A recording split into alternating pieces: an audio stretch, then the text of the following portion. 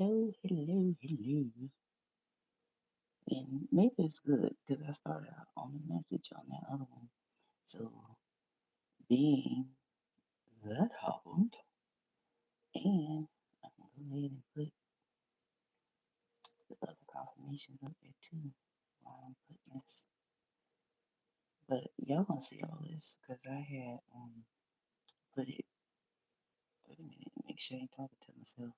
Okay, I had put it uh, up here, anyways. So I had forgot which thumbnail I had used. I had to laugh because I was like, see, like that looking at me, I was like, how they gonna be able to tell that this is the broadcast?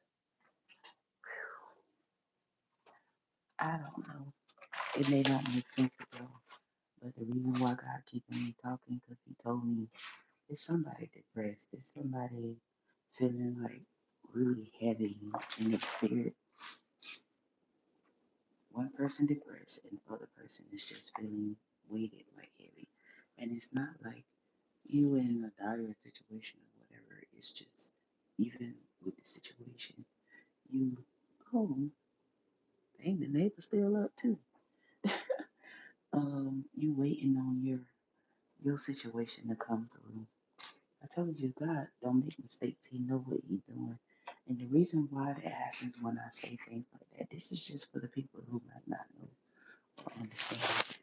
Um, it's not like we respect reverence God, but it's not like even so, because the churches that I came from, sometimes they would sit after church and they would fellowship with one another. It'd be me trying to hit the door, but I started to know that too, not talking about nobody's business and stuff, but when they know like somebody was going through something or they could feel it and stuff, they was those type of people that would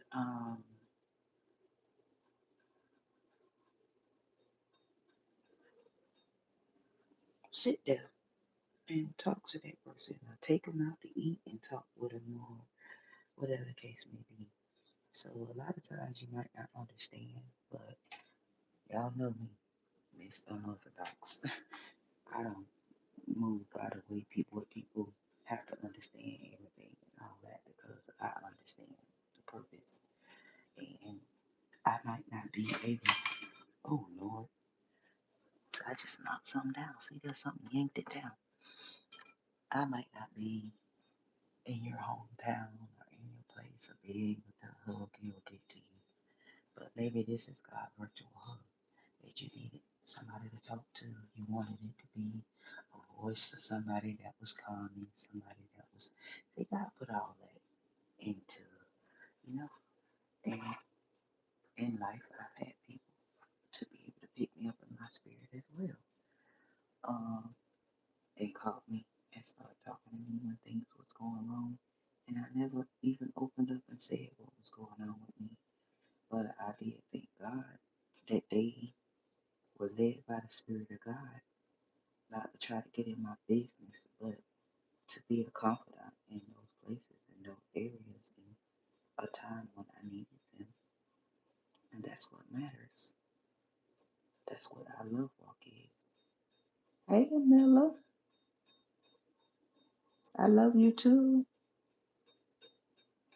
And that's what it is. So we are, and keep these comments. This is God's presence. Respect the presence of God, please, and thank you. Keep it with respect and love. For those of you who wasn't on here at first, amen. I love you. Uh, so that is what it is, and I do be noticing that these are the hours where people stay up. Either they get into, I don't know what happens.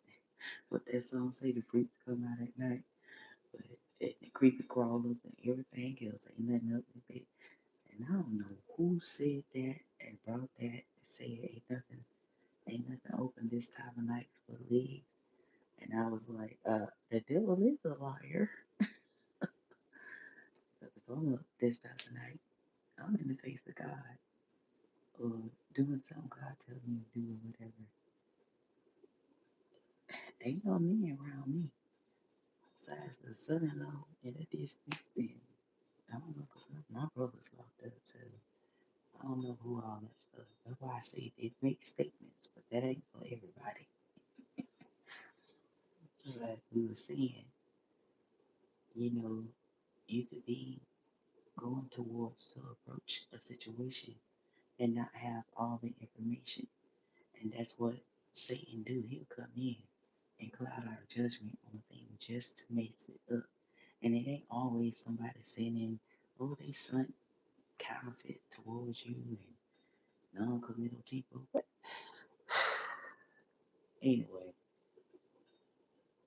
I don't stay stuck at those things because I know God for myself. Ain't nobody better. And I'm convinced in what I know and established in that. Because even when you meet those type of people and us being people of God, we understand which any other individual in this world. You meet good people and you meet bad people. Whether you at work, in the grocery store, or whatever. Ain't nobody gotta be sitting down concentrating on you with no darn candle and paying people and sending people to do nothing. Like I just wish people would grow up spiritually and naturally. Because the brains of some are not truly developed. I mean, seriously.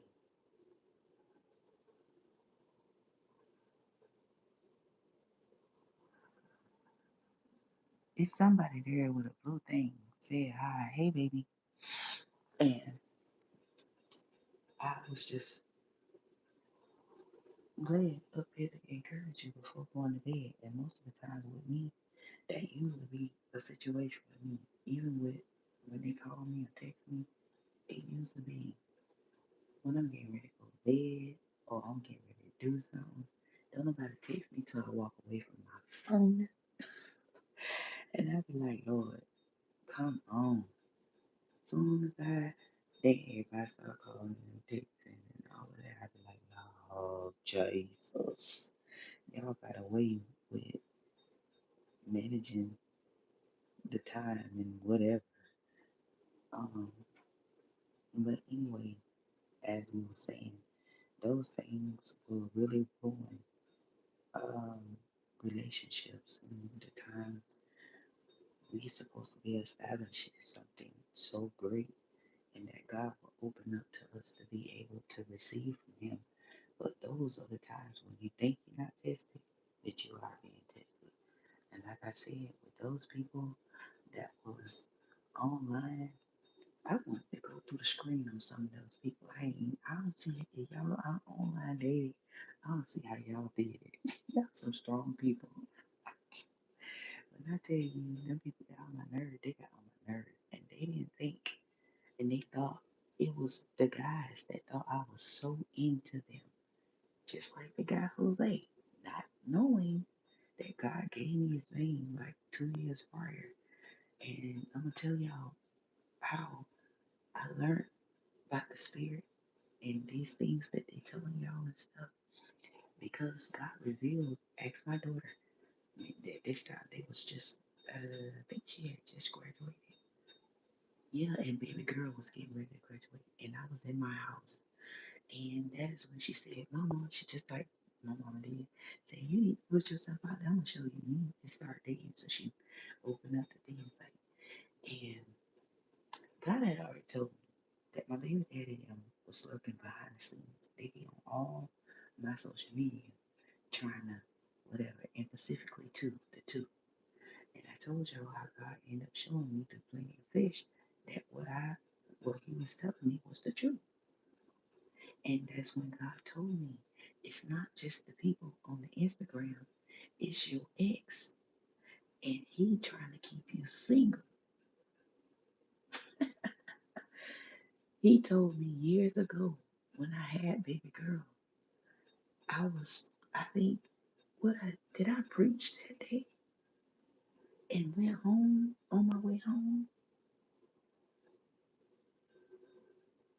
I'm gonna show y'all how this thing works. I done preached my little heart out, and I'm talking about sleeping with the enemy. And lo and behold, guess who got what talking to? I don't know if he was talking to anybody else in there, but I found out very quick that he was talking to me, sleeping with the enemy. And the prophet came to me, Prophetess Brown to be exact, came to me and she said, "You don't think that you intimidate men." She said, "But your children's father is intimidated by you, and it's been that way since he met you. And I'm not telling you nothing you don't know, but I'm giving you a little bit more to in depth of the way, the part that you're not seeing." And him not want to embrace growing up and being the man that he needs to be with the power and authority that you hold into where God has taken you. She said that he's not going to be able to go with you because he refuses to change. She confirmed exactly what God told me. I was going to leave this for just a subject by itself. Sometimes, what y'all don't understand spiritually, coming into what y'all call union, partnerships, and all this stuff, marriages, during the time that you cross paths with that person, you have to remember that the plot or the plan, listen to what I said carefully, the plot or the plan, either way it's a plan, already been laid. This is why it's important for you not to be blinded anymore to what, believe what people show you. When they show you who they are, believe them. And we have gotten into a lot of trouble. That right there. Potential and not believing people when they show us who they really are. I raise my hand, okay? So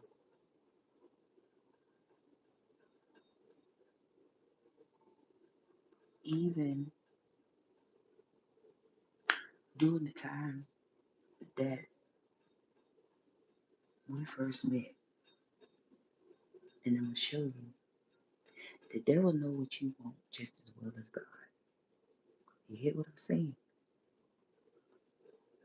And he gonna always tempt you before you get to that one. It's gonna be somebody, just like them Hallmark movies. And he knew who I was from the beginning. Don't let his lies fool you. And he even said out his mouth, not just to me, to several people. He knew it. And I'm gonna show you what God did because God is not a liar. And I'm gonna show you how them folks is the false prophets over there be telling you lies, talk about the spirit telling them. Let me show you. When we got through our stage, the teenage stage, because we met during that time, 19, I think, 18, 19, we was 19 or 20, 19, and up until the point, because we didn't start having our own place when he met me. And through the time, me encouraging him after the military that uh, getting him out of the spot he was in because of what he was going through when he got dismissed from the military. Him having to transition. He was in a debate because we already had a baby. Um, yeah, I think we already had her. And he was still young. As I said, he was still fresh, understand his point of view. It's not just about my point of view. understand him as a young man starting life, wanting to follow into his father's footsteps. Him and his mom and dad, he watched their relationship, how he felt his dad treated his mom. He felt like our relationship resembled his mom and dad, and he was afraid of becoming the man that his dad was. Although he had great love for his dad, he wanted to succeed his dad. He wanted to make his dad proud of him, and that was the biggest hang up. And also, where he was protective of his mom. It's not all about her being evil. Understand, he was protective of his mom because of things that he went on, and he did not like the way his dad hurt his mom. These are personal things that he and I introduced to one another upon us meeting. So we understood each other in a way that nobody else that we dated understand each other. I was just explaining to his baby girl, our child that's living together, that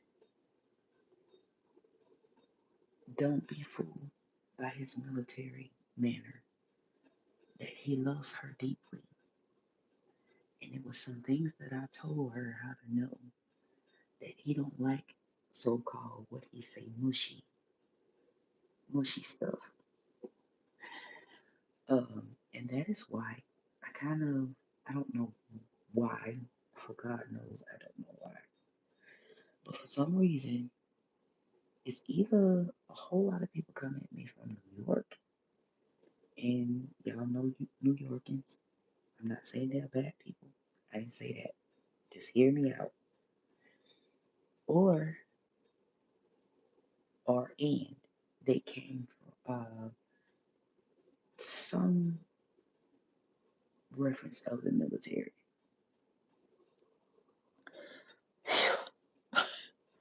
As I stated, it's something about military people. And now I see it that now that when I was on the dating site, and God said that my husband was not going to be my color, but it's something else in it that I can't go into depths and tell you about. But however, we will be two different nationalities. Now think about it, how this is going. You tell me that what is the state and position of the world right now? You got Mr. Man that put things in force that people with green cards and all this kind of stuff, just think about it and thinking how long it's taking for us to come together. Now, if he's Latino of Latino descent, and that don't mean I don't know, it's just the means that I'm not going to tell you because this is God. And see what I mean? So when readers come to you and they blah, blah, blah, blah, blah, blah, blah, blah, blah, blah, blah. So to keep the enemy from coming at you and trying to ruin what God can put in place, wouldn't you think that God will rewrite or reroute that situation for the purpose of the enemy still looking at what they expose? While they over here plotting and planning, they missed their target. Why? Because God done set you and your spouse up over there. See, that's the God I serve. I don't know about them and the rest of these folks, but that's the God I serve. So I don't care if it's an ex-wife, baby mama, or whoever. And I've seen this. You can ask Brother Julian. I could go look up the Florida Sentinel. Actually, his name Julian Jackson, and you can look up the in the paper itself. He became a single dad.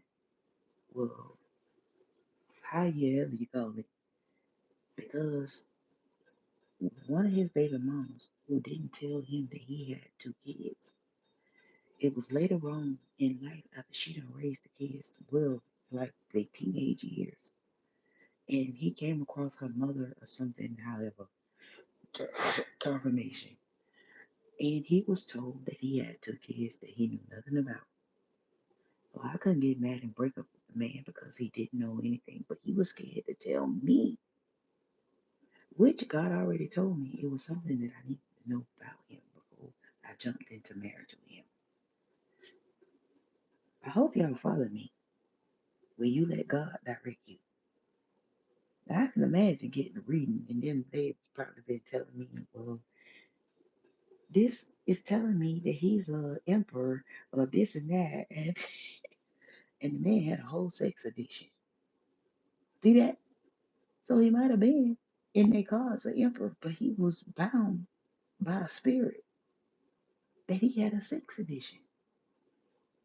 Therefore, me seeing what God said and telling me, wait, hold it. Before you go rushing into marriage, before you go doing your own or whatever, all the things God revealed to me. Thank you, babies. Thank you. Um, and I can kind of see on the side, but it's just that I'm trying to get through what I'm saying because I'd be done switched to something else, and y'all will never get the whole story.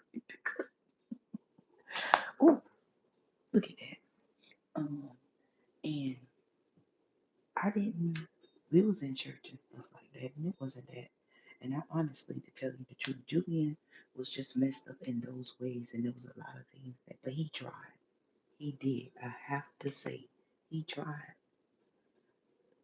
But at that point of me understanding what a sex addiction was, and even to the point he took it to the church, our pastors and stuff.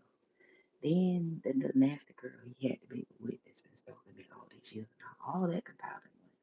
And the reason why she was allowed to have that baby because God, for what she did to me and my family, God was gonna take that baby. He was. And when I prayed, I'm telling y'all, see these the portions of the story y'all don't get and understand. It was me praying that God would have mercy because it's not her child's fault for her being the way she is and him being who he is. And that's the probably only way she was gonna get income to help her because the other daddies to her children aborted her and her children. He even said before the whole neighborhood he'd rather be in prison than to sleep with her nasty self or be a father to her children. He was ashamed of her. So here it is, Nasty Ned, and I'm saying it like it is, went over there and slept with Hoochie Mama, who poked the holes in the condom, who was attracted to him because she said she only sleep with men who had wives that she blackmailed for money. So she makes her children sick so she can get what that thing is they get from the government, SS something, a disability something, whatever it is. She was doing that. So that was the thing why she targeted me. Because even when she came to me with it, I said, I have nothing to do with that. That man can see who he want to see. We're not together anymore. We're just friends. She would not leave it at that. She made it her business, but just tried to tear down everything in not only my life, but she came at my children. Online, everything. The church can tell you, everybody can tell you, but they knew me. They knew my character. So it's not about your reputation, it's about your character. And it outweighed everything that she tried to say and do against me and my children. When that didn't work for her, she felt that she'll try to steal my mother's mail, steal my identity, go around lying at the same time. Now, she was sleeping with the neighbor's husband. She was turning tricks with him. The auntie and them, all this stuff was exposed to me by her own people, which had evidence of her turning tricks and saying she performed sexual favors and acts on men in front of her children. So, remember we talked about you still waiting on people to get their karma, so all this compiled in what I'm saying. I told you follow me, pay attention to what I'm saying. By me, God showing me that she was gonna come up saying she was pregnant, told me to tell him if he go back into that situation with that girl and sleep with her, he was gonna be stuck. What he meant by being stuck, he was gonna get a baby. And he wasn't gonna be able to get out of it. So even if the baby wasn't his, y'all don't believe how the spirit works. Y'all don't believe how God can do things and change DNA and everything. See, it was meant for that baby to die. When I went in and I prayed, because my heart is not nasty. Those the lies that people was telling on me. Those the lies she was trying to poke holes in who I was and make it seem like I was a gold digger and I was this and I was hateful, mean, and I was doing this and doing that when she was really talking about her. The stuff she put out there and said about my daughters, she was talking about her. It took my daughters being almost 30 and stuff to even wear certain clothes. They've been walking around with jackets and stuff tied around their waist. We over here, it's 100 degrees, and they got on long sleeve, telling them, girl, take that off. Go put you on a shirt, short sleeve shirt or something. These people knew that that wasn't the character of my children. But no, she go out here and she created all these fake profiles. She tried to scandalize my name. Um, I don't know who you are with the spam stuff. I don't know if they saying you finna be shut down or whatever the case may be. As a matter of fact, you blocked. Bye. God bless you. Thank you. Now, anybody else? Because we having a godly conversation here. Anybody else? I told you we don't play in this atmosphere. So if you want to be blocked, if you want to be shut down, I'm not gonna take time and do all that with you. You must go. You're gonna get up out of here. You take that devil over there in them false prophet land, but definitely not here. And for every time you try to report my broadcast, I prophesy in the name of Jesus, coming down, that it backfire to you in Jesus' name. So play with it. Just because I'm having a conversation, this still is the atmosphere of the Lord. And if this ain't for you, if you can't deal with what's being said, or whatever, see your way out. This your problem. Y'all minding people business that don't belong to you. And it's just that simple.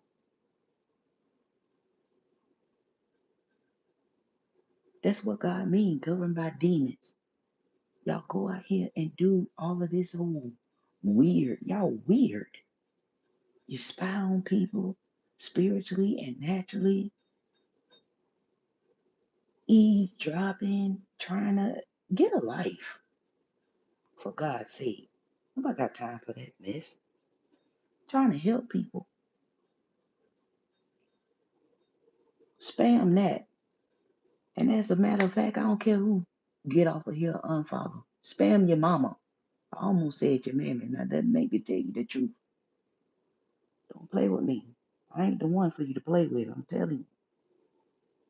Go on about your business now. Go on now. Like the old folks say, go on. I ain't messing with you. Leave me alone.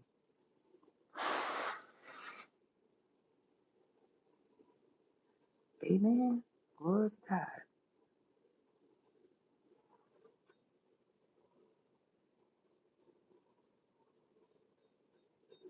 All right. Harassing, bullying, misinformation. Wait, harassing. Yeah. Is that what it is? So what am I supposed to be doing?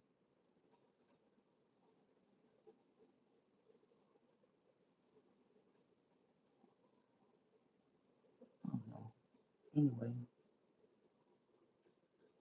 All right. Take it. I'm sorry, y'all. I have to try to get used to it and try to figure out how it works. Now where were we? I wasn't gonna say nothing at all. But I just happened to look down and it caught my eye. And maybe God wanted me to get them off of there. Amen. So if my children on here, I'm gonna put y'all to be the moderator. Anything That ain't right up in the comments. Get rid of them. It's just period. Okay. I love y'all. Um, I don't even know where we was, y'all. Oh, but anyway, how God was showing me through the whole thing, and He was talking about why they telling you about when people karma and all that stuff, and coming to them and all that kind of stuff. Here it is. God was showing me how for what happened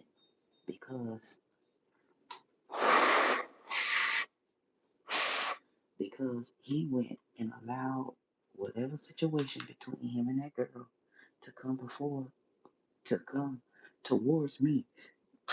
Confirmation, being a vessel of God, that what hit her was not gonna miss him.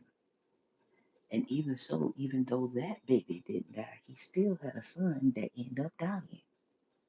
You see what I mean? So I'm trying to show you of how what we do.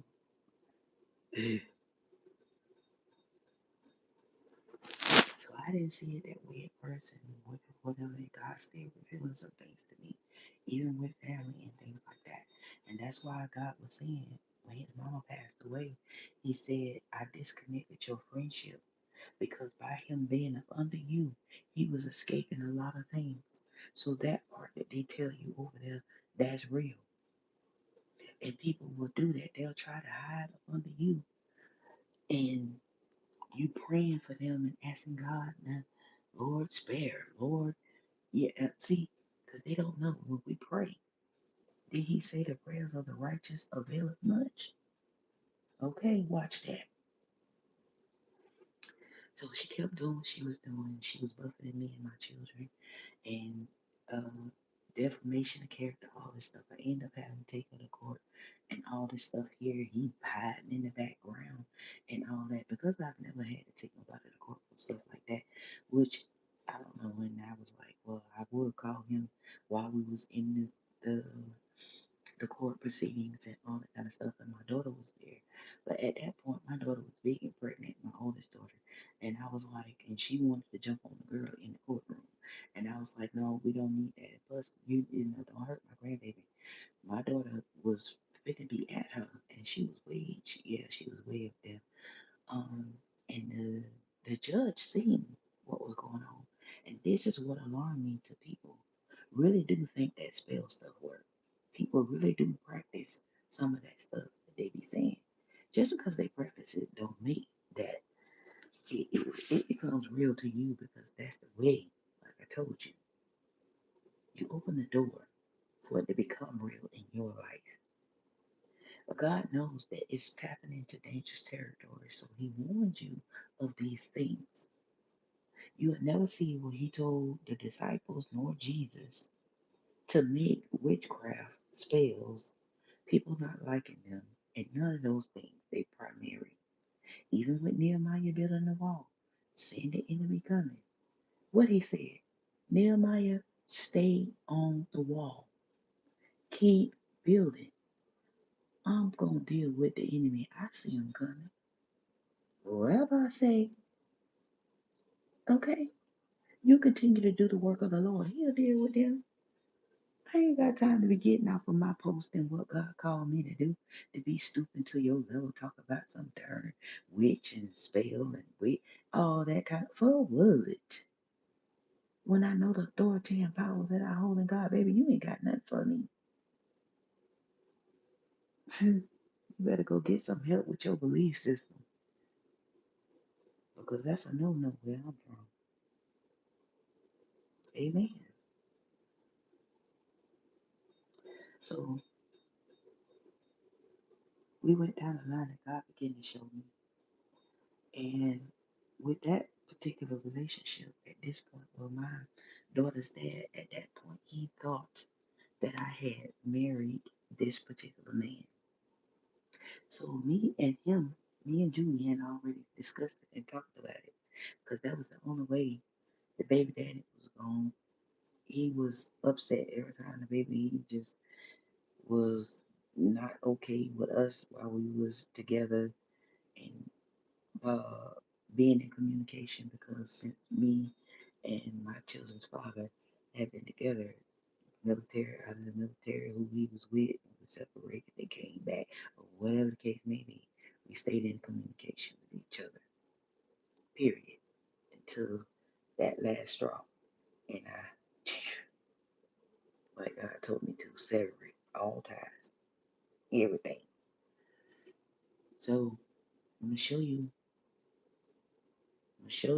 how God worked at the point of me thinking for us to go to the courthouse and make it official with us being married.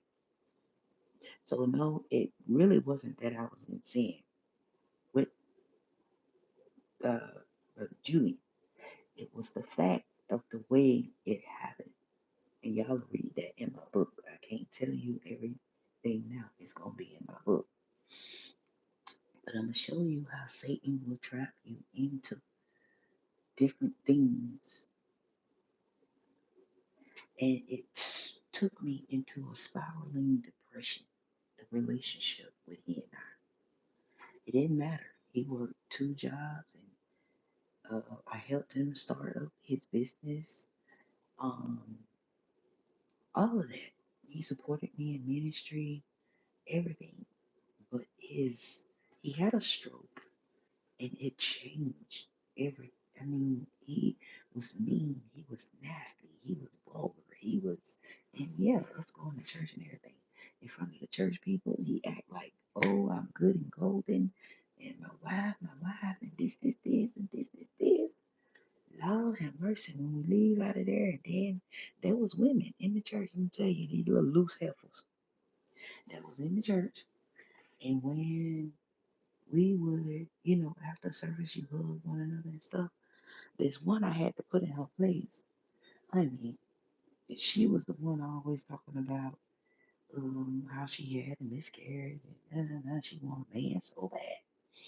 And I'm sitting up here and all of a sudden, how he done connected with the church lady?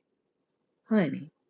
So remember I told y'all that I was offered a contract and a position to preside as a leadership, presiding pastor of a church.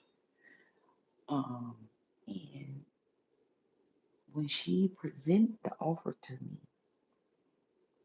for some reason God put it in my mind to look deeper into my relationship after everything that I had went through. And the Holy Spirit says to me,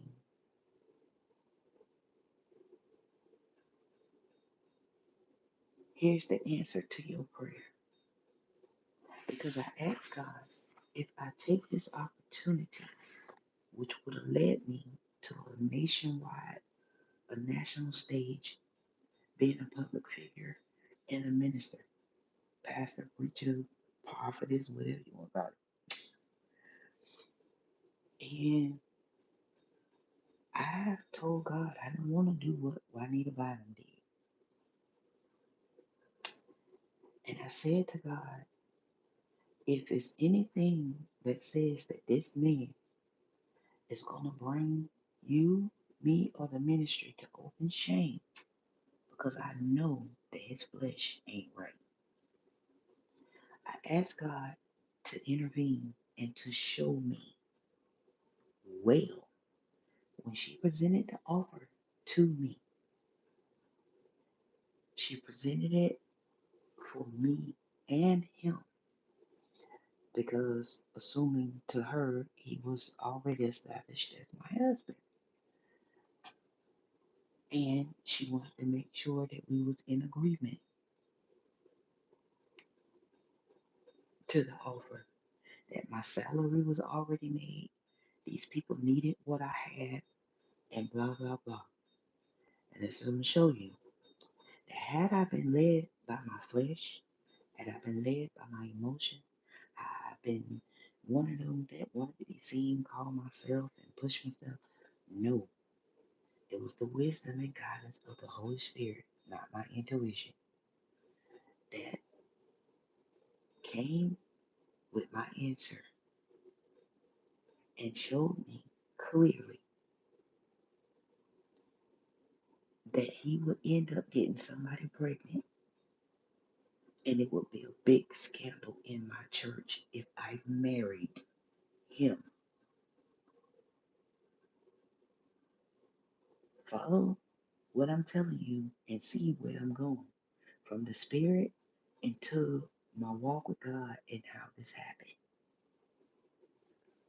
The whole time I sat back before making the decision to put it on paper. First of all, women, pay attention. What I'm saying is finna help you. Watch this. Even though he had what it took, he was determined, he was willing. He really did love me. He knew that I like nice things, even though his pockets didn't say so. But even when,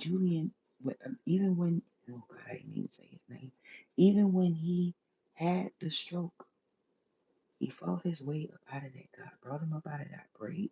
I said, God, is this the man you want me to be with?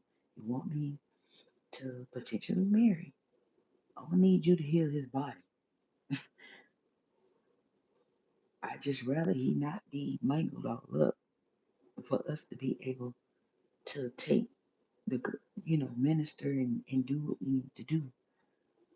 I need help, not something else that I gotta take care of right now.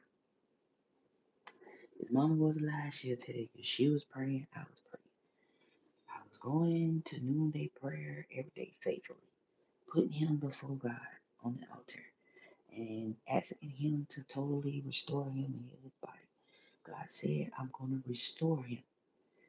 If I show you a picture of him and you see him today, except he tell you, you wouldn't know that he had that stroke. That stroke deformed the whole, what is it, the right or the left side of his body. He was on a what you call that, walking stick. He had to learn how to walk again. He was slobbing out the mouth. His whole face had dropped, the whole nine. Well, his mama was trying to protect him because she was thinking that, okay, with the situation, that eventually I was going to walk away from him and leave him. That was going to leave him hurt. It was going to put him in a predicament or position or whatever. She kept telling him that. He started to believe what she was saying or whatnot. And I was praying and I was like, so God then revealed to me to afterward, it was never meant for you to be no more than friends with him. Hear what I'm saying? It was never meant for it to be no more than friends with him. Now let's speed through the situation. It was never meant for us to be no more than friends. I prayed and I asked God if it was the potential that God was going to allow us to be husband and wife. We went to church and they said to us, it's not fair the way y'all have to be together. So here, I want y'all to go to the back of the church and I want y'all to come back towards the preacher who was trying to pronounce us as married. We bobbing and weaving. You following? So the way y'all was pronounced marriage, so we gonna do this before the church. You and him go to the door and you come up here. Well, y'all walk down the aisle together and boom, boom, boom. Something did not sit right in my spirit. And seemed like from that day it was a binding. There was some type of bondage. This ain't had nothing to do with no witchcraft. This is why God tell you to be careful about who you lay and play with, your spouses, and all of that. Because when it comes to covenant and being in the spirit, this is beyond contract. So it took me in a spiraling depression because I thought that I had missed God, hearing God as a prophet, in the honesty that I have before God. And I just got so overwhelmed. He would come home angry. He would be mad. I would cook, clean, keep everything, and bring his children in and all of that. But one thing, I was very smart. I didn't care what he said. and nobody else, I was not finna drive my children's father off, and I was not because of the position that I understood. Now, put things in perspective that the big daddy knew his place, and this man that would be my husband would know his place. Amen. Proper boundaries. Understanding his baby mama started all this drama. Well, y'all was jealous of me. Y'all be talking, then people be talking about one ex. He had children from different people too, and all of them, honey. And here in the 2 years, I found out that God gave me a dream and showed me this woman who I would eventually come in contact with just the way God showed it to me in the dream. Taking my daughter to the dentist, not knowing my daughter is friends with her daughter. They go to the same school. He ain't said nothing about he got two kids he don't know nothing about. Now, to help you, he didn't. At that time, he did not. Because she never told him. Listen, watch this. I just broke it down to y'all before and told y'all. The girl that he was sleeping with told him that she was 18, which I still believe he knew she was younger than that. He's not going to say that because he didn't want to be responsible for no charges coming up on him, especially finding out during that time she got pregnant from him. So just put it all together. You hear me? So she runs out to another city, raise her kids.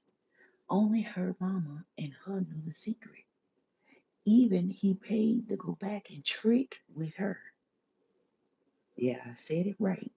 He went back because she was a promiscuous 13-year-old girl. Good God have mercy. He was already grown, an adult. She went off. She had a baby. He came back to trick with her. He sees the child, knowing that she had she had a child, but didn't know it was his child. Oh my God. She didn't know it was his child. And ended up,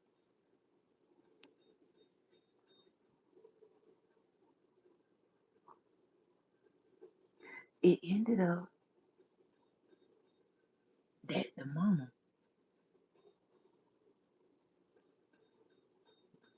we still on here? Okay. So it ended up that the mama of the girl had got old in age. And she felt like this man should know. She felt like he should know that those were his kids. And by that time, these kids was almost graduating. I think the son did. And he didn't know that those were his kids. So it ended up being he went through all of this, him having a stroke and all of that. He went through the whole thing of thinking she just gonna leave me. I can't perform like I used to, and all this kind of stuff. In reality, and when I told him, I said, I understand that's your mom, but where didn't you come to me and talk to me? The whole time I've been praying with you. The whole time I stood beside you, even with all the drama with your children's mama. With his daughter, I became the stepmama that she came to, and she respected me better than she respected her whole mama. Just putting things in perspective. And I set boundaries in the foundation. And I told her, you may not like your mama. She may try to turn you against your daddy. It may have been plenty of things that went on between them. But that has nothing to do with you. Your father loves you with everything in him. And that is why he works. And that is why he has went through the hell that he has went through to be your father. And in my sight, you will respect your father, and I will not tolerate your disrespect of your mother because that is your mother. Her mom gained so much respect for me. She started out, she didn't like me. That girl started giving her all kind of. You get me? Till I got a phone call from the school that said, Miss Natalie, we have so and so here in the office, and it was told by the mother for us to call you as her secondary parent to come to the school and this situation. My whole everything dropped. And let me tell y'all something, church lady and all. When I got to that school, do you know how big they daughter eyes was? She knew I wasn't playing. Because I had already laid the ground rules in my house. She wasn't living with me, she was living with my mom. But she knew in my house I did not play. They weren't my step kids. Everybody was equated as my children in my house. Understand? So the other one over here, she had two blacker than me children that she just, oh, everybody before me didn't like her children. Well, I met him. We got together. And I took her children just as well as the rest of his children, child. I did their hair, things that I did for my children. She never had to hear nothing about it. No, nothing. Oh, she wasn't okay with that because she was still hung up on him. I met her because it was only fair that she lived out of town to let her know who I was and who her children would be in company of.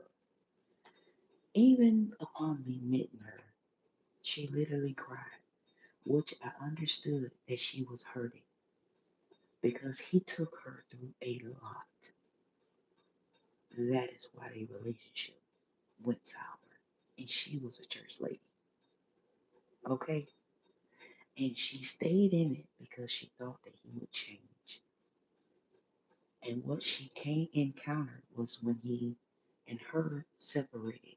She went back home because her mother and father was a pastor and stuff like that too. And she held on to her beliefs. And that's why she stayed in it. To get that he was gonna marry her, thinking that things was gonna get better. He went and entertained other women.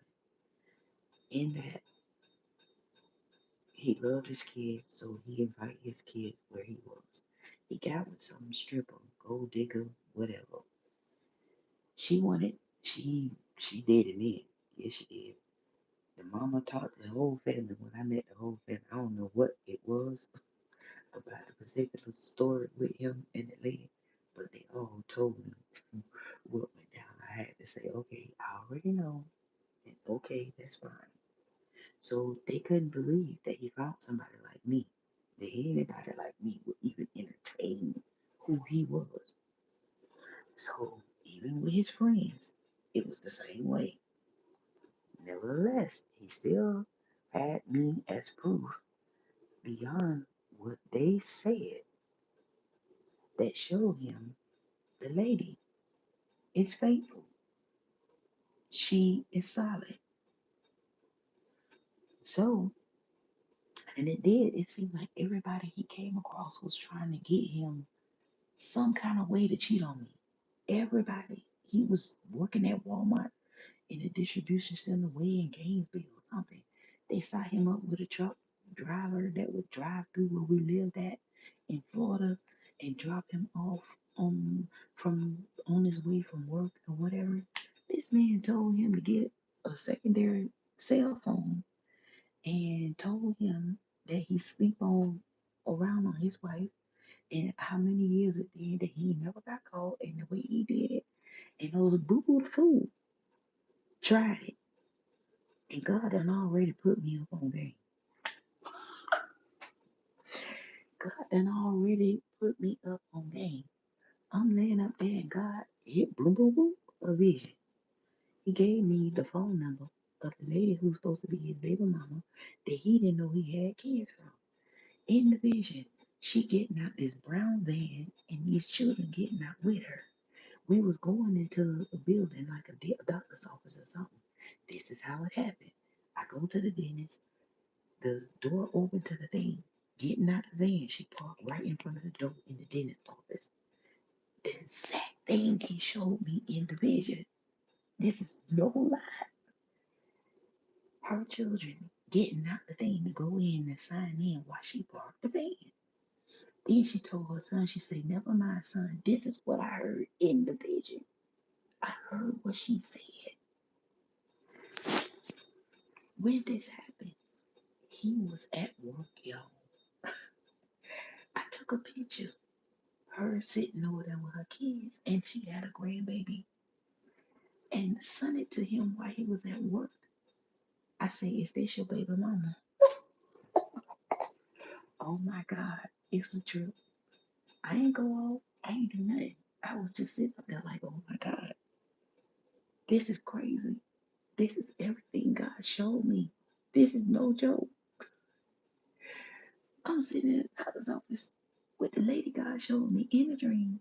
She said what he said, the car she was driving, and her kids getting out of it.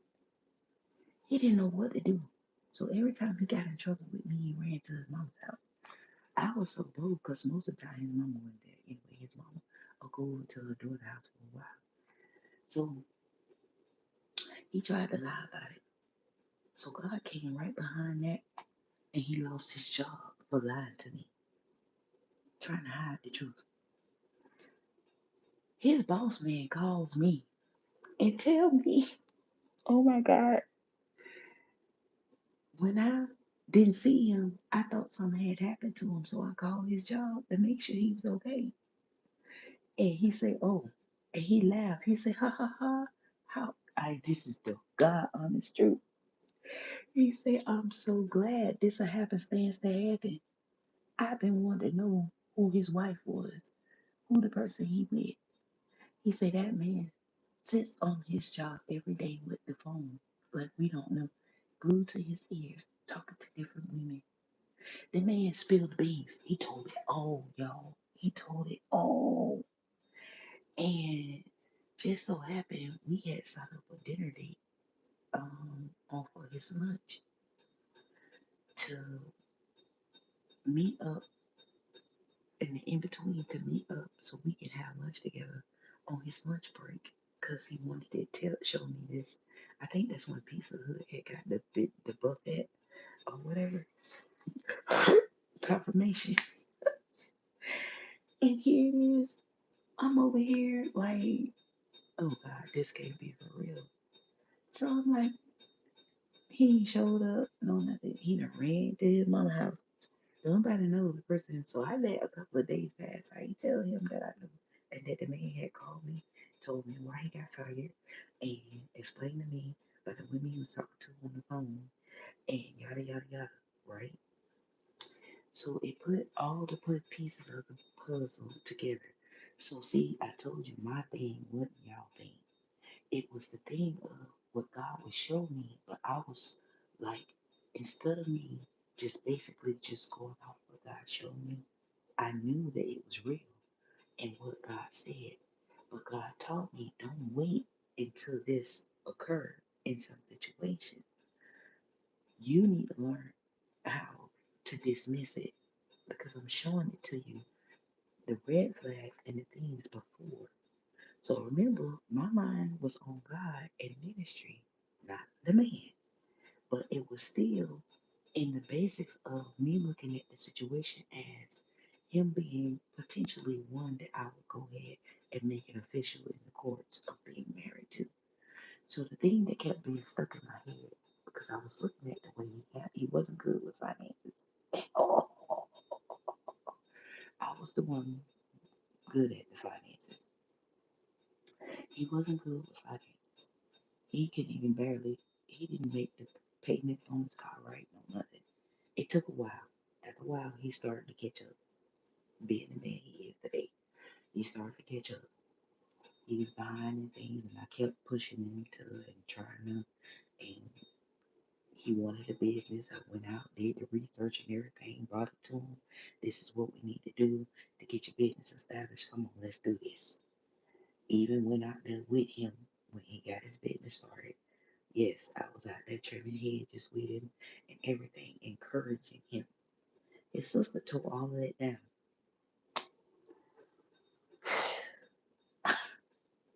Deep breath, y'all. His sister, jealous of who I was, being in competition with me between her brother and her mother, because me and her mother had a close relationship. And she used to be the one her brothers run to. So therefore, she had an issue. She cased him up one day and she tell him, well, you know, you gotta do this, and all these words in his ear. This old crazy boy, he framed his first paycheck because I told him, I said, God said, he wants you to take and he wants you to post your business like in the laundromat. And it was a couple of other places that I had told him.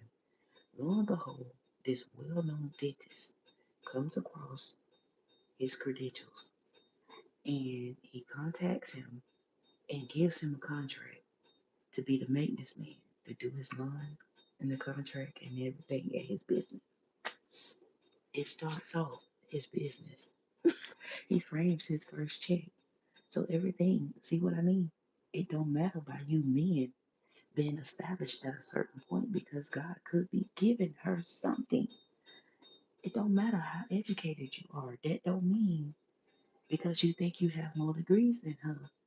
It's something that God can put in her that you may be lacking. And while you looking on the outward appearance, okay, just trying to school you so you don't miss it. So here it is. God planted seed and all that, got his business, let his sister take it down, whatever. Things was going right between us, but I was tired of all that. With the baby mama drama, I was tired of all that, and I was trying to help them get to the point where the oldest girl had turned 18 because I knew she would get mom. Her mama was diagnosed with cancer. So that's when it got real heartfelt to me.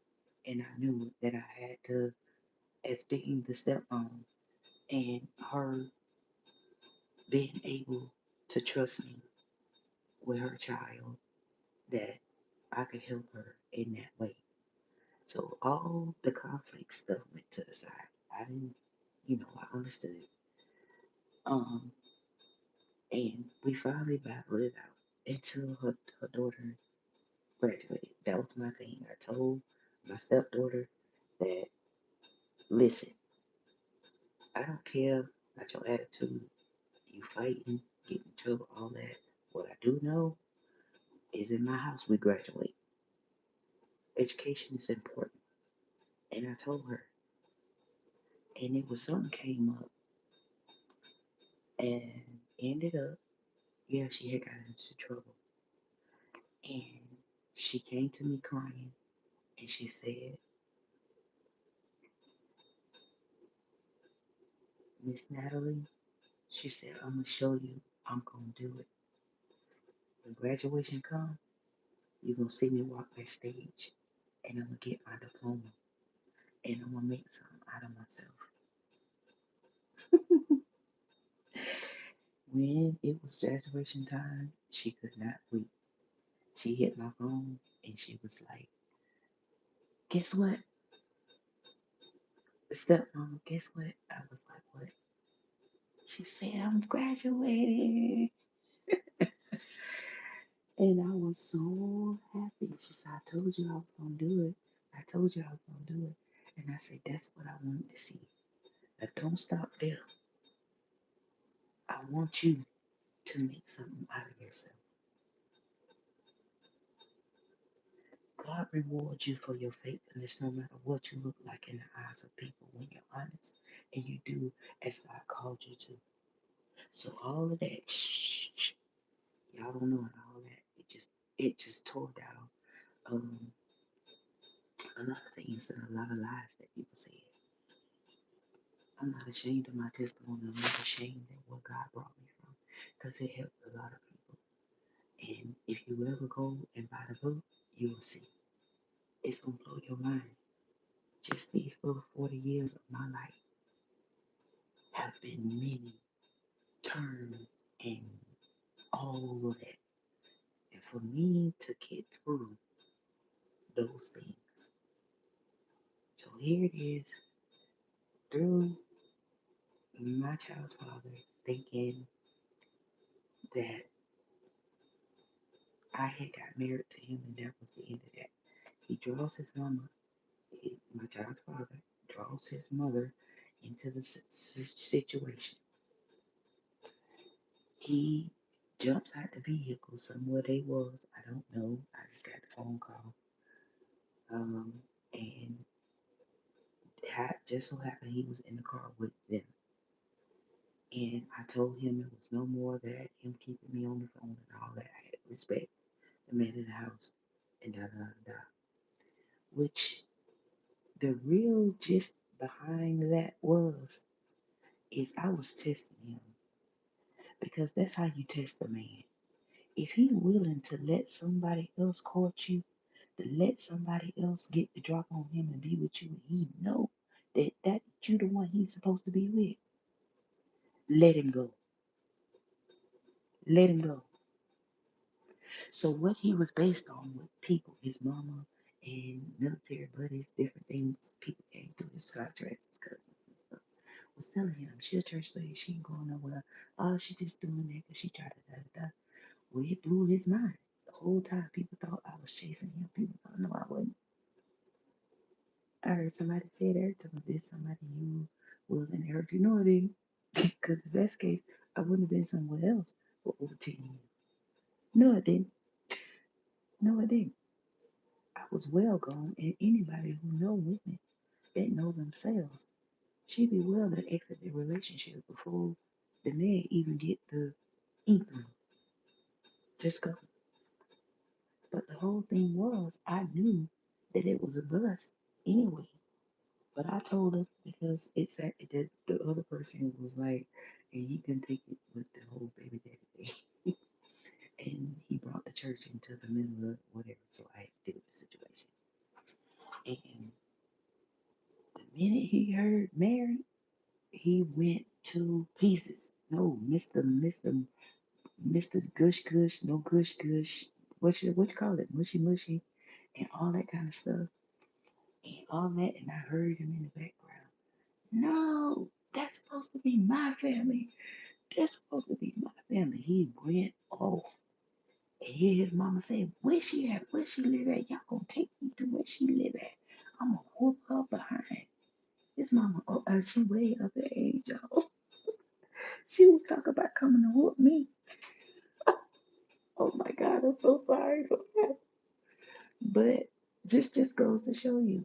But she didn't know the whole time her son had been hyping her up to still try to act like the baby. We grown, bro. He's still trying to go through all of that. Let me hurry up so we can get over here. So anyway, he put all this stuff out here and all this stuff. So now it's so that for him to retrieve and make good the situation into what he thought that eventually, okay, he'll be able to move up under the table and we'll just be able to be together and don't matter about the past and all that. But see, all the lies done shh and come up with you. See, a lie will outrun the truth, but the truth will still catch up because the truth shall prevail. See what I mean? So therefore, for him to have to go back and say, here, I decided me and her gonna get married, but you've been telling them for all these years that no, it ain't like that. No, it's this, and he coming back claiming, no, I just want them to keep them out your business, and this one here want to fight you, and this one here want to say that. So before Auntie died, she told it all, and she said, don't be mad at his mama because these are things he been doing since the beginning, and he did so he could have where he could get money out of his mama and me as well. All of that, she said, the reason what changed my heart about you because I watched you and I got to know you for myself. And I told my sister that a lot of stuff that he is saying to her where it's regarding you is a lie. See what I mean? You ain't got to do nothing but live right. So all this stuff came back and slapped him in the face. 20 some years, gone murder. See what I mean? So in the first beginning, he said he was a screw up, he messed things up, whatever. So I guess his word came to pass. You see what I mean? Y'all understand? He said, speak those things that are not as though they were. When you pronounce death over yourself, your life, the situation, that is what happens. That's what happened to Tupac.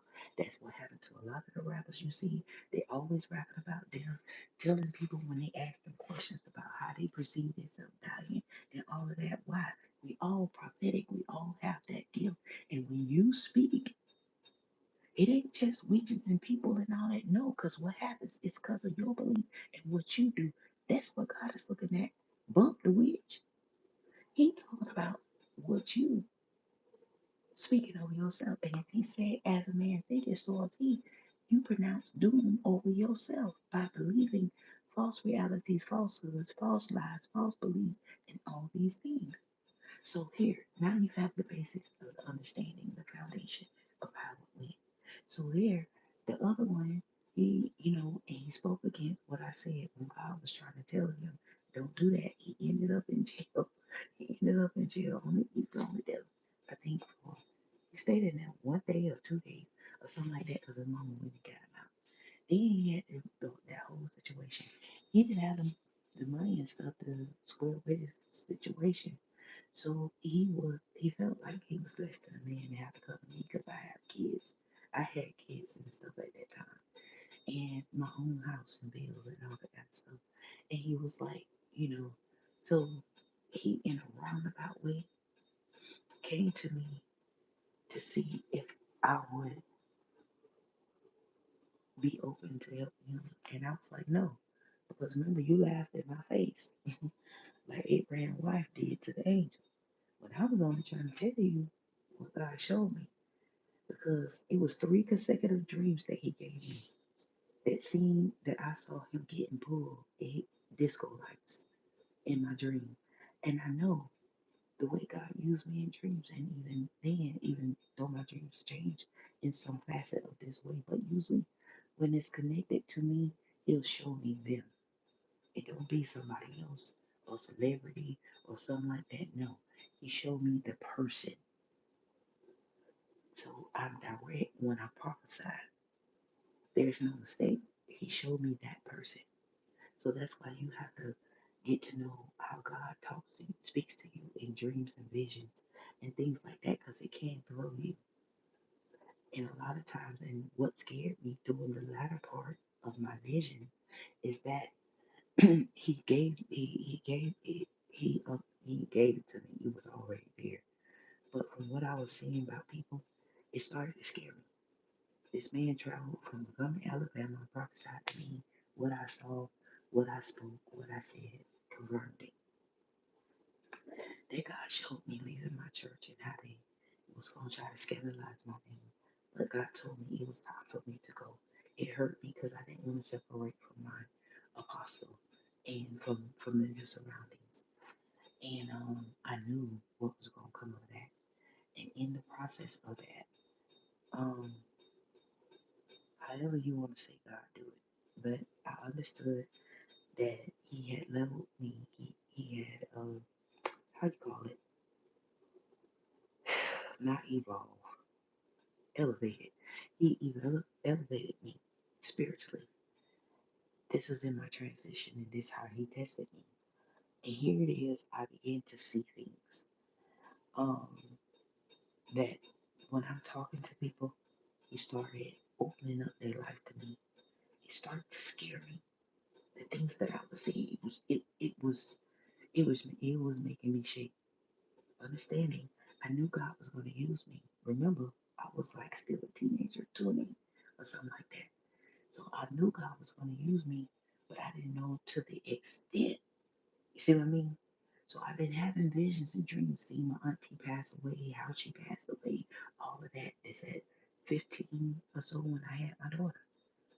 But I didn't know how to put everything, we have to grow into it.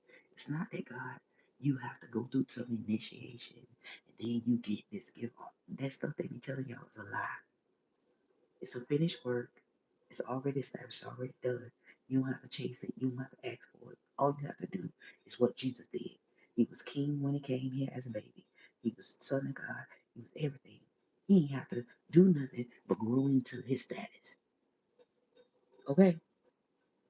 That's period. All of that other stuff is a bunch of hook 'em up that they done came up with to keep your attention and to keep you coming back. Myths and lies. It's already there. Remember, God been using me since I was a little girl. So of course, not just at 30 something, 40, when I started this, all of this, that all of a sudden I graduated mm, from the heaven school and stuff, and all of this stuff right here.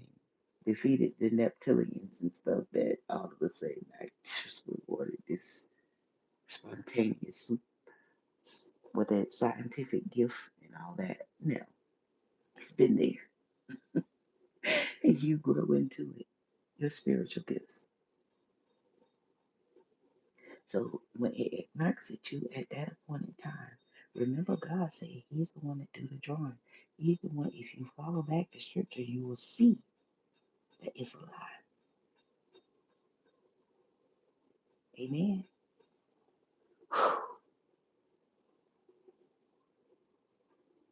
So let me help you when it comes to this counterpart and this union thing. When it comes to the children's father, listen carefully. I said all that to get you to hear everything that we went through, even us being that divided space, because God was trying to get his attention the whole time. I was really not interested in the men or those men. You understand? My focus was on God and what God had said, prophesied, which was me and the children's father was supposed to be married.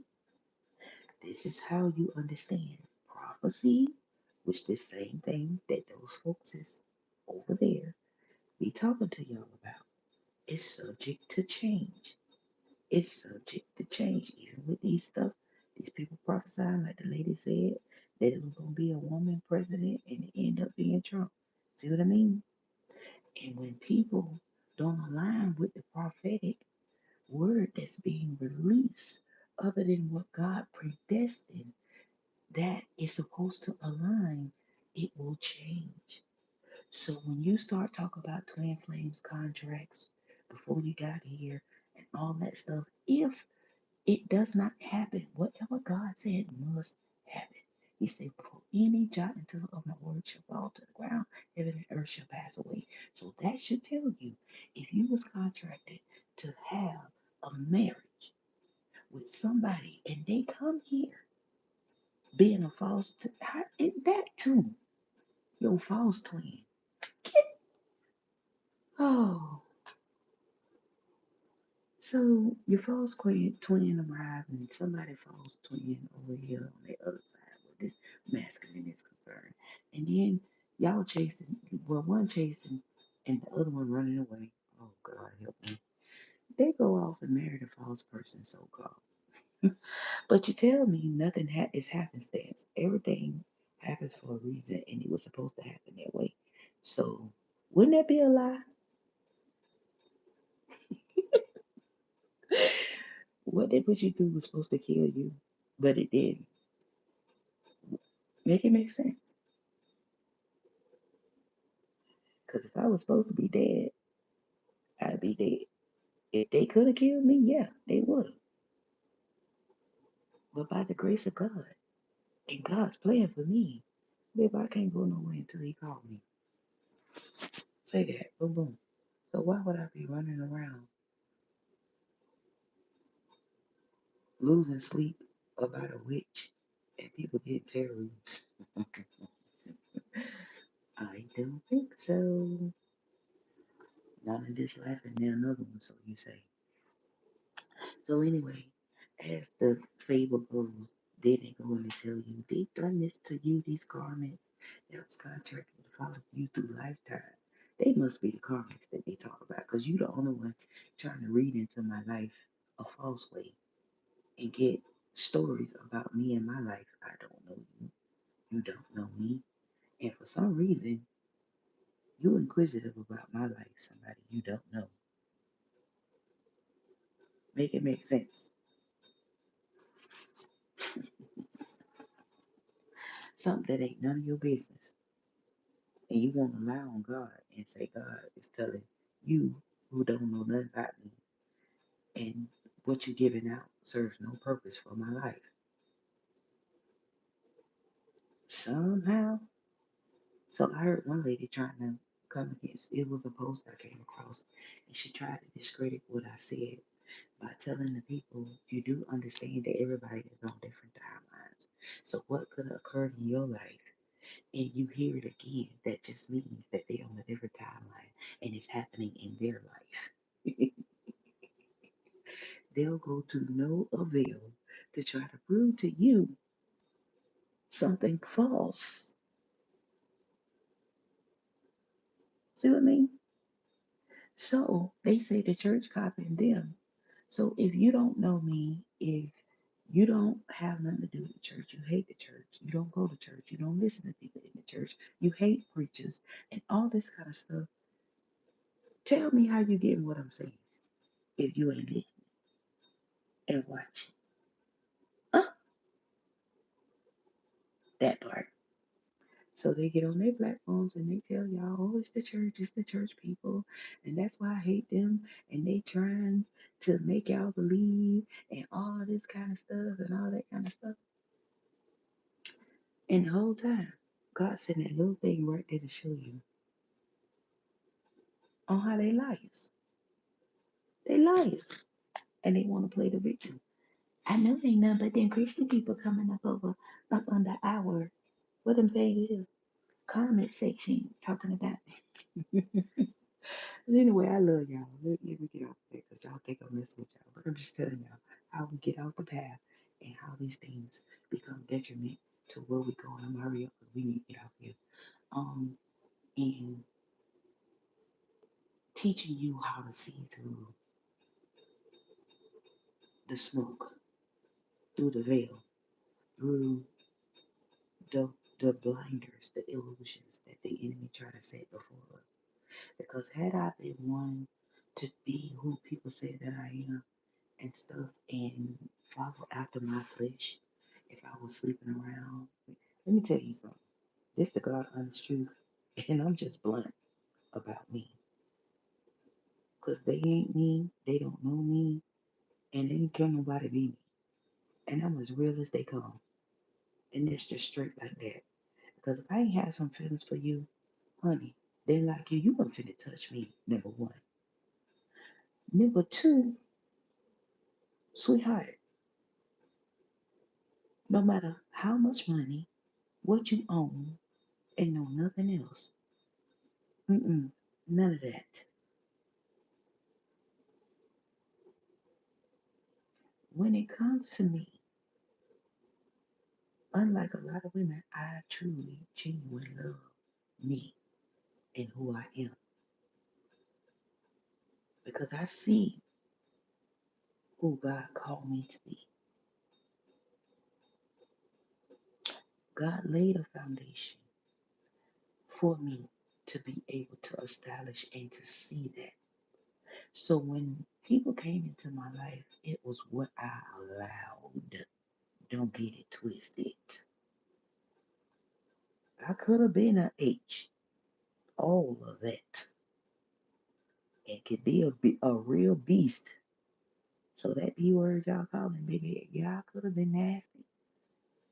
I could have took them for child support. I could have been doing all that stuff I seen other people do. That wasn't me. I followed the advice and wisdom of my grandmother at 15 and said, whatever you brought into this world, make sure you take care of it no matter what the man does, whether he leave or stay. That stuck with me from day one. And that is what I did. Raise my children. I wasn't finna get out there and fight and get cut up nobody and shoot nobody and all this kind of stuff for some whole hopping man. And especially when I know how to raise my children. And ain't nan laying play was worth me sacrificing myself for what? Like I said, ain't nobody that I ever slept with. And I could be nasty. I be telling y'all the real. But I don't go into deep detail. You think I do. But if I want to cut down my baby daddy and make him not even show up for work tomorrow, oh, I could. Julian and anybody else, family members, but what they was betting on that I would never do what I'm doing now. See what I mean? See, that's how the devil set you up. Just what the scammers and all of them, they didn't think, no, she just so nice. She too kind. Oh, we can get along, huh? And this and this and this. She ain't gonna say nothing. They tried to threaten me through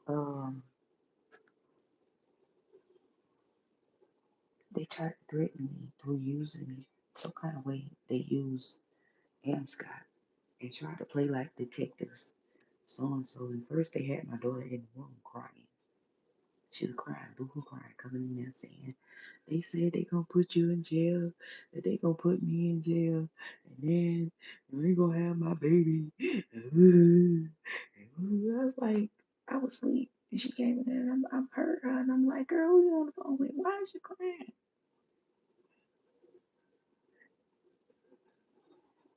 And these devils done contacted my child and tried to make her talking about the scammers, and they just want to know where the money at. Get the stepping, Martin. Get out of here. So I told her, I said, give me that phone. This man don't know my gifts. He obviously did not know my gifts because at that time, when I got the phone, God allowed me to pick up his spirit.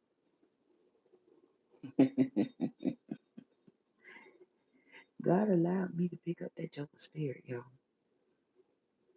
hmm And I could feel that the person that was there, it was more than one person there. And the one person started out talking to my daughter. And when I came into the picture, when I got the phone with her, it was the person. So I knew it was somebody who knew me. And show y'all how God worked. I knew it was somebody who knew me.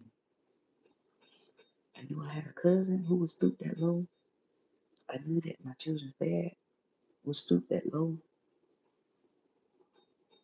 This is what happened when people gain healthy obsession.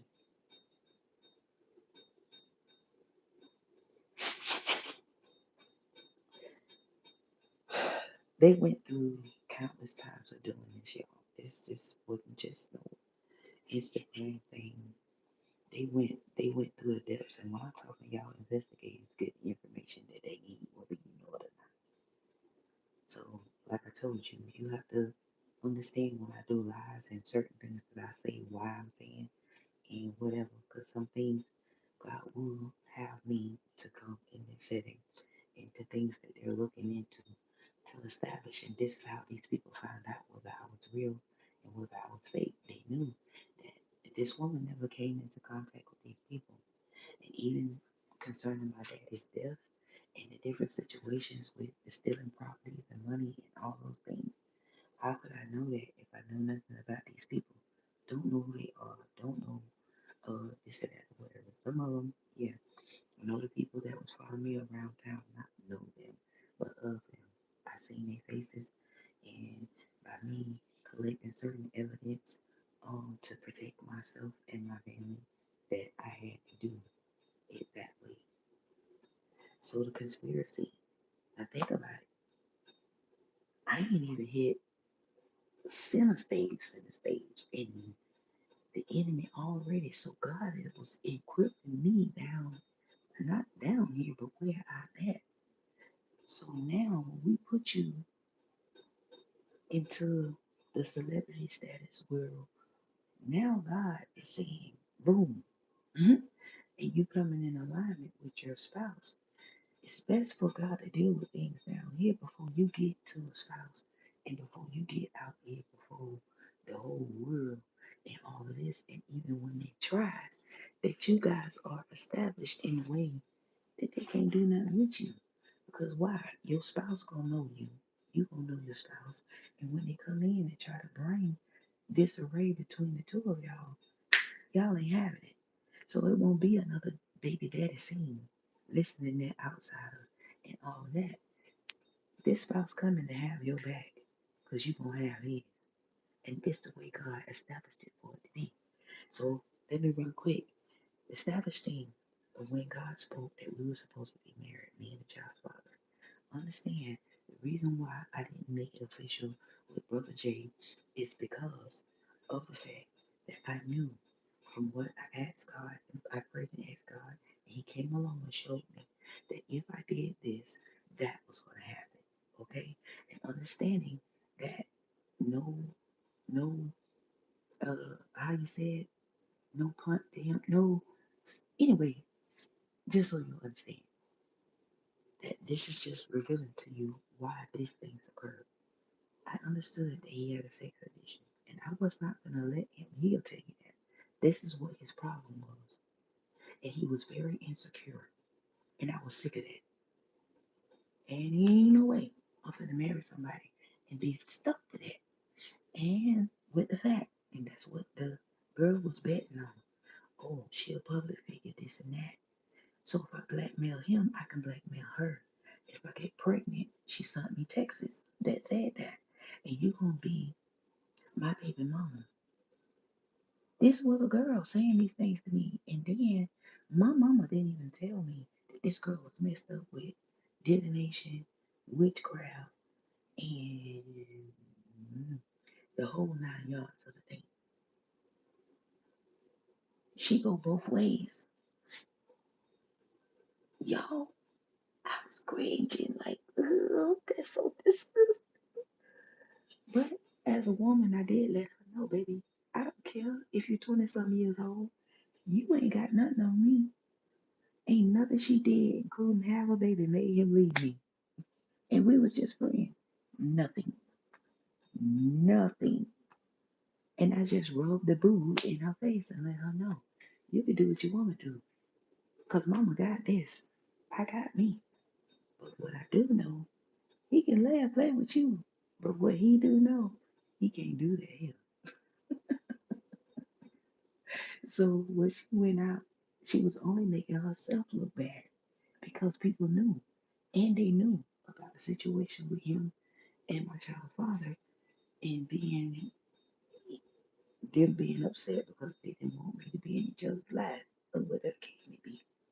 So with the child's father, the whole thing was, and Julian didn't know, to see, I said it to see what, if I married Julian, what would my child's father say because it was prophesied that me and him were supposed to get married. Okay?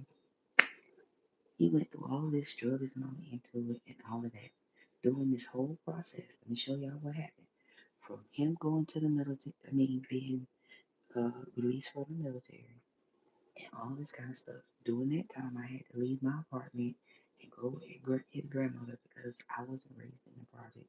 And they kept weighing on me. My grandmother said, I never raised you to be that way. I didn't want you to be in the projects and stuff like that. So I had when he met me, I had an apartment in the projects for like 8 months. I only stayed in it for 4.5 months because I actually had applied for it through my auntie telling me to do so. Um, on my mom's side, and at that time, my aunt had persuaded me to do it, but she had told me to come live with her because I didn't like being at with my grandma and being all that stuff. Anyways, it ended up they approved me for the apartment. By the time I had my baby, my apartment was ready. It had been ready 4 months prior to that. And I was scared of the projects. Even though I had cousins and stuff that lived in the projects, I wasn't scared to go see them, but I was scared to go live in the projects. And because of what my grandma had instilled in me, and it just kept going through my mind. My grandmother wanted more than that for me. And it's a disservice of the sacrifices that they made. Not that it was anything against the projects or I had any kind of, no, it wasn't that. But I knew that I wanted them to be proud of me as well, you know? And I understood that the the project apartment was a stepping stone, a come up, and not a crutch. Does that make sense? Okay. So during that process, he was in the military. Here one night, his cousin had just moved in next door. Me and her became friends along the way. He comes over after him um, being put in McDill Air Force Base. At this point, still 18, 19 years old, me and him. Amen. So therefore, he and I seen them out there on the porch because usually I go over there for about 5 minutes and um, shoot the dog with her as well, you know, talk or whatever, and go back in the house. But this particular night, which I had seen him come over there before, but I really wasn't paying attention. I don't think he showed up in his uniform. But the time that me and him locked presence of eyes or whatever, that it came about, that particular time is when he was in uniform and he was over there. And even though he was in uniform, let me get that straight. It wasn't his uniform that appealed to me because I thought he was nerdy. He had big glasses and stuff. And I'm just saying, not saying that he did. He was during that time. I think during that time, God introduced us for that reason, that he could have became who God and wanted him to be. But God is not going to force anybody against their will to do anything. Confirmation. See, he had his own free will. So what is it that these folks be telling y'all and feeding all this drama and all of that? Because when you understand that, it don't leave you hurt and it don't leave you that somebody did this and drove you and all this kind of stuff. You understand. He made a decision and I made a decision to go our separate ways or however it happened, whether he met somebody or I met somebody. Let it be. So that's feeding your drama, your hurt, your pain, and all that of what you feel when it was only God telling you, I'm directing you in another path or another direction because I'm not going to force somebody. And why is it fair for him to make me wait 20 something years? You done went through the military when me and my baby should have been the source of that. And she should have been able to look up and been proud of her daddy. And we should have had the insurance that we had and everything. You should have made me like you told your mama on the phone that you was gonna make me an honest woman, regardless of me having kids before that and stuff. So remember, see, he was young and boo boo in the mind. But I was writing all this down in my mind. So along the journey, oh baby, all this was still there. I know when you said to your mama this, I know when you proposed to me, I know I had it all. That's what he didn't know. So even years ago, I had already said, God, just let my baby, because I knew that was gonna keep him in her relationship. And that's where I went wrong. That I understood when they got grown.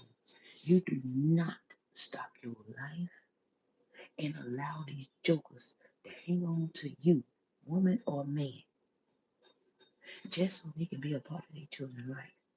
That's their responsibility. It ain't had nothing to do with chasing him. I had been over that. 3 minutes didn't keep me in a relationship. And I meant what I said. We just developed a friendship. We had something that was established as us being in what I started. When I started seeing it decay and how he started to move against me, when I was the one for him the whole time, that let me know when God said sleeping with the enemy, he wasn't always the enemy. It was just what he developed along the way by allowing all these different to come in. You see? So he destroyed it, and God was looking at it. I didn't keep his behind poor. He was poor already. And he was on Front Street by what I was doing behind the scenes, making people think that the military got him there. When I met him in the military, he can draw $10 out the bank, baby. He asked me to help him make up the amount to draw out the bank. Talk about he was finna take me to whatever, out somewhere. Make it make sense.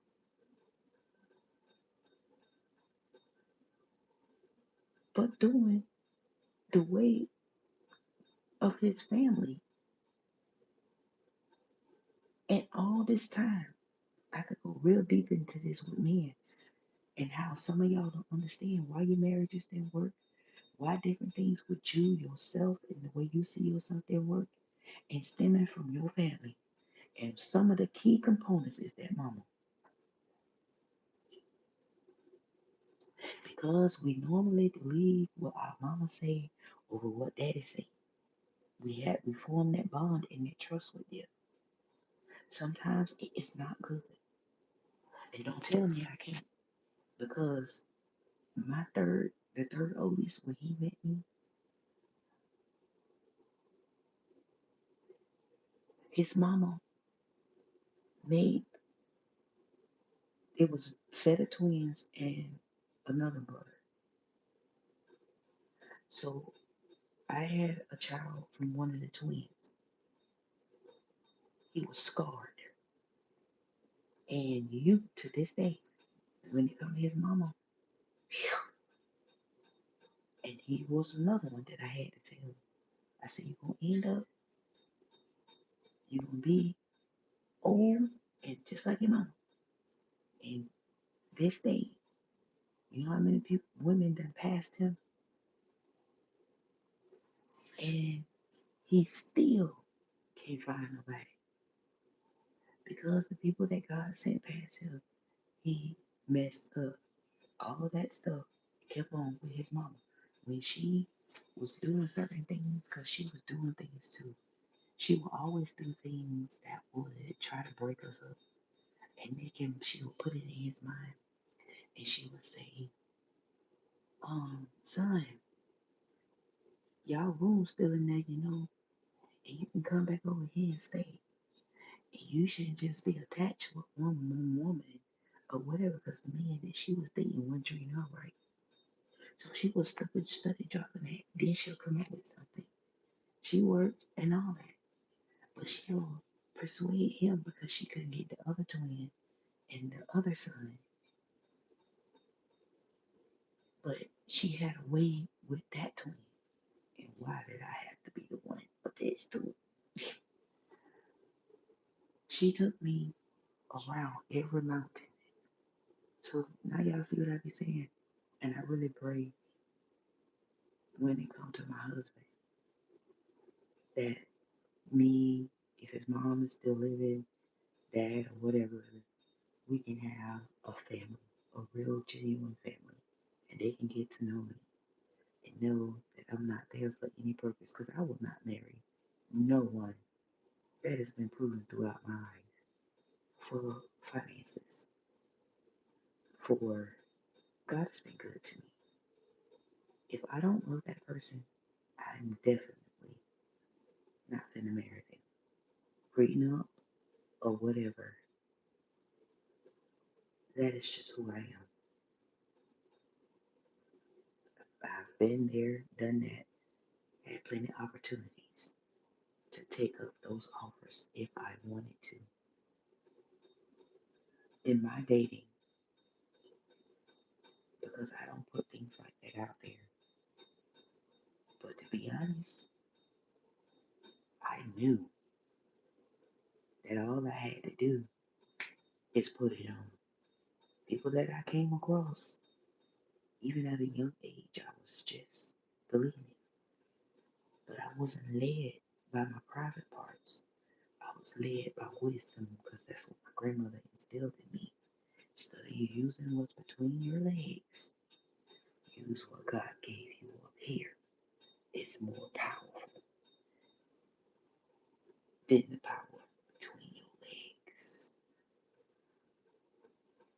You understand? It was men, the men that I tell you that's my children's father. They tried to trap me because they felt that if I had children from them, that it'll ensnare me. They did this online. This man went through and his wife. I didn't know the man had a wife. And when God brought, I was disgusted. God revealed this stuff to me. This couple had plotted online. He's supposed to have been a bodybuilder to get me to be in what you call that thing where they add people to their marriages. Is it polygamy or something? And he was saying how he had 7 children. He wanted me to have 2 for him. He lost me right there. Wait a minute, hold up. Wait. He lost me right there. I said, you want 2 babies from who? This the same thing I told you about Brother Julian. You think I'm gonna marry you and you in debt with child support with these women? And if they can't get it out of you, they gonna come at me. I ain't stupid. No, you in debt and you think I'm gonna marry you and you gonna pass that mess on to me? No, I told you. Don't let the baby face fool you, baby. Uh-uh. So that's what happened. And I wasn't all that, and I didn't use Julian or nothing like that. We had honest relationship confirmation. See, that was it. It's just that, like I said, and I couldn't deal with that. I can't let a man, even in marriage, abuse my body. Some of the stuff that I've been shown, um, things people doing with their own bodies, and one of the men online scared me half the stupid. You think I'm lying? When my daughter get on here with me, if God allow me to remember, I'm gonna let her tell you. The man sent me, uh, he sent me a message, and it had something with some lady strapped to something. I don't know, child. Looked like a harness or chain, something stuff. I don't know what the name of it. This stuff y'all call these people do fantasy stuff, whatever it is. I don't know. Stop it. Somebody laughing at me for real. When I met one man, I scared him so bad that he knew I was celibate. And when he said, wait a minute, he said, you mean to tell me you don't have diddle daddles? Is that what it called? Diddle daddles or something like that. I guess that means toys. I text my daughter again. She was grown. And I was like,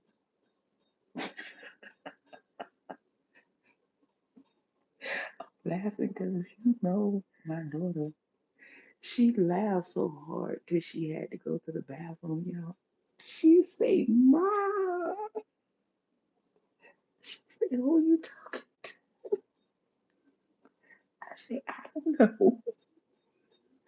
You sent me this. And the mature man I was talking to, though, the other one just wanted to get a response out of me. He really wanted to know if she really who she say she was. I said this to her and said she reckon. I had no idea what that was. All I seen that lady on that thing or whatever, she was like a belt looking thing. She was, and My daughter sent me the message back. She said that's a swing. Oh, what? Well, who of that? And I was in. This is PG-13. What you call it? Anyway, ain't no young people that haven't been there. You know, like anyway. But y'all, that thing went to the depths, and it's okay because we're talking, and these are things like I said. Your church do it their way, okay? But we ain't in church right now. We having a conversation. They discussing. Okay. And this was crazy. And I had to laugh at myself. And I was like, whoa, Natalie. But God told me, He said, you don't have anything to be ashamed of. He said, most of your peers done slept with 30, at least 30 men at your age. Believe me. Seriously. And you can still count them on your hand. You good. So, not condoning sin. But what God was letting me know, do not be embarrassed because I just thought me being on the websites and debating, that's just no cause, it's a lost cause for me. Because I seen how they was in all out, and then hearing some of these people was inviting people in their marriage and stuff like that. I'm very territorial about mine. So ain't nobody going to blast on for me and talk about extra marital relationships and all that. Mm-mm, this ain't. And so don't even waste your time. But anyway,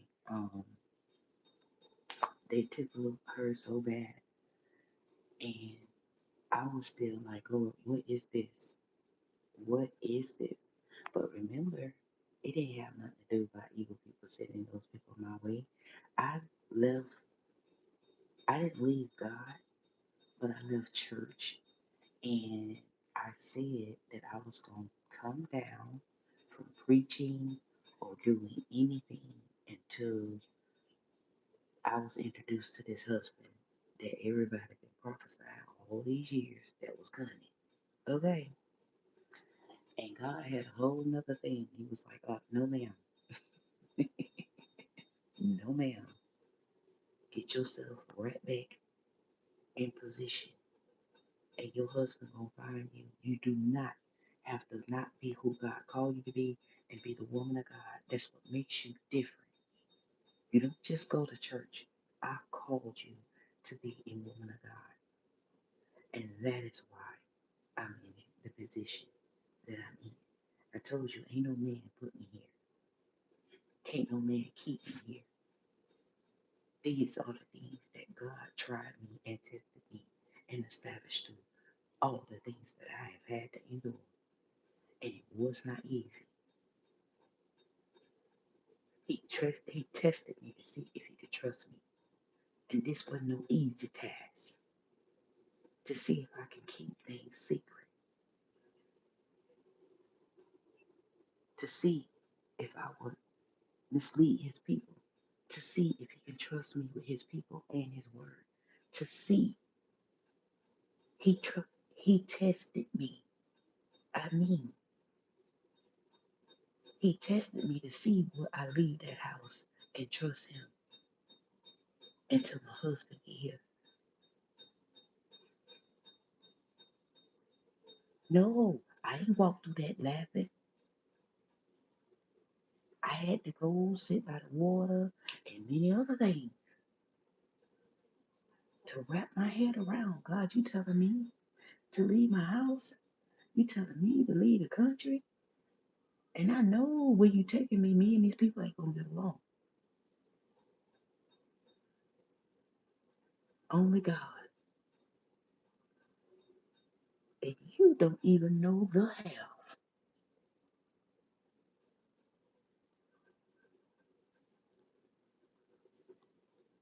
Don't compile the icing on the whip topping of those readers.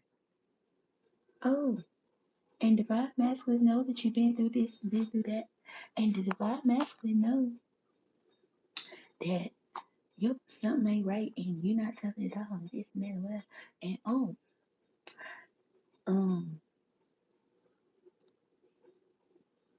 all this and all of this, it was just so much stuff compiled into one.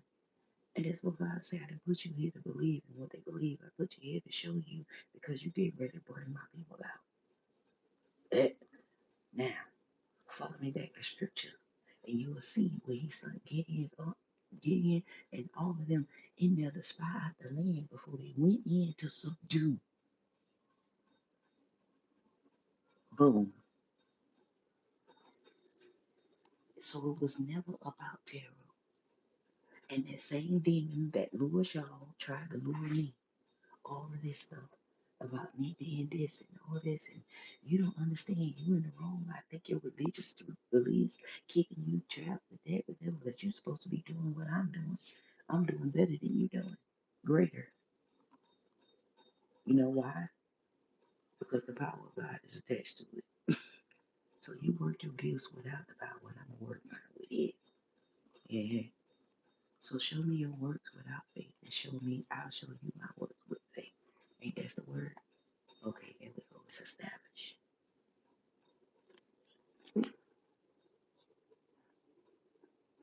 So therefore, it's not a double standard, but it's just what I had to walk through in order for me to be able to. And you may not learn like me. Maybe you picked up a book and you got it. Maybe you picked up a paper with a zodiac sign and God showed you. Maybe you, whatever about not being in the midst of the company or whatever. Maybe you picked up the Bible, you understood what that means. You know from maybe your family or other people what that was. But as for me, He kept me away from those things. And this is the way He taught me. Who are you to tell God how to bring information to me? The tie. Thank you. Mind your business. The one that paid you. Okay. So anyway, doing that and all of this, I done stand all through this and them putting stuff in dirt in the game and family members and mamas and all of this stuff or whatever. I told her, God, I'm tired. Mm-mm. This ain't gonna work. No, no, no. What my children's father understood is in our separation, this is what you have to understand when the other person came in, when I allowed the other person to come in. It was established that if any one of us came up with a child outside of me and him, there was no way that we was gonna get back together ever. This, this was when we was young, prayed and told God. When I told him we couldn't be together because I was pursuing God, he got upset for a time and said it's not fair. You chose God over me. He came back with some senses because his grandmother let him know you don't get angry with God because that young lady gave her life to God and she want to serve God. That didn't mean she disowned you. That just means she set herself aside for God. And if it's meant, just like me and Brain, if it's meant for us to come back together in union to be married, then that's what it'll be. But until then, they understand. Okay, now that that's established, God brought different blessings into his life. And along that, by me being the spiritual, because baby daddy wasn't spiritual, was not like that. Um, so that's why I said I told him that you need to do on the Father God, and you go sort your little oats or whatever. But here it is, the foundation. If you ever intend to come back here, I don't want nobody who came in my company to talk about pursuing me, marry me. Um, as far as a past relationship, go out and get a baby and then come back to me thinking I'm gonna take up that. Oh no, definitely not. That's over. Kaput. Nada. No. So this was the thing. So now you understand. In his mind, it was as long as, because he knew that I was preventing a pregnancy from happening with Julian. Because Julian wanted babies from me. For me, he had enough. And the way he was conducting himself and all that, what God showed me, it was enough. So when Miss Cuckoo Bird Vic, stalking personality came in, oh, she thought she did something. She took that record, didn't know why I didn't have kids from Julian. The reason why, because I chose not to. He knew it, his mother knew it, and his mama told me. He ain't finished having babies yet. She said that. Yes, she did. She said, oh, he ain't got what he want yet. She said, you. She said, that's why I like him. She said, because everybody else he brought to me and introduced me with had children from him. She said, all this time, she said, I'm watching before she died. She said, and I told her, I said, right there, and I told his mama, I said, no, ma'am. I said, no, ma'am. Can't no woman tell me, oh, no, I ain't want no children. If you don't want no children, you'll do what it takes. Y'all men be letting them get one on y'all. But actually, Julian laughed too when you asked him about it. I was going to the doctor. He was trying to find out why I was going to the doctor for.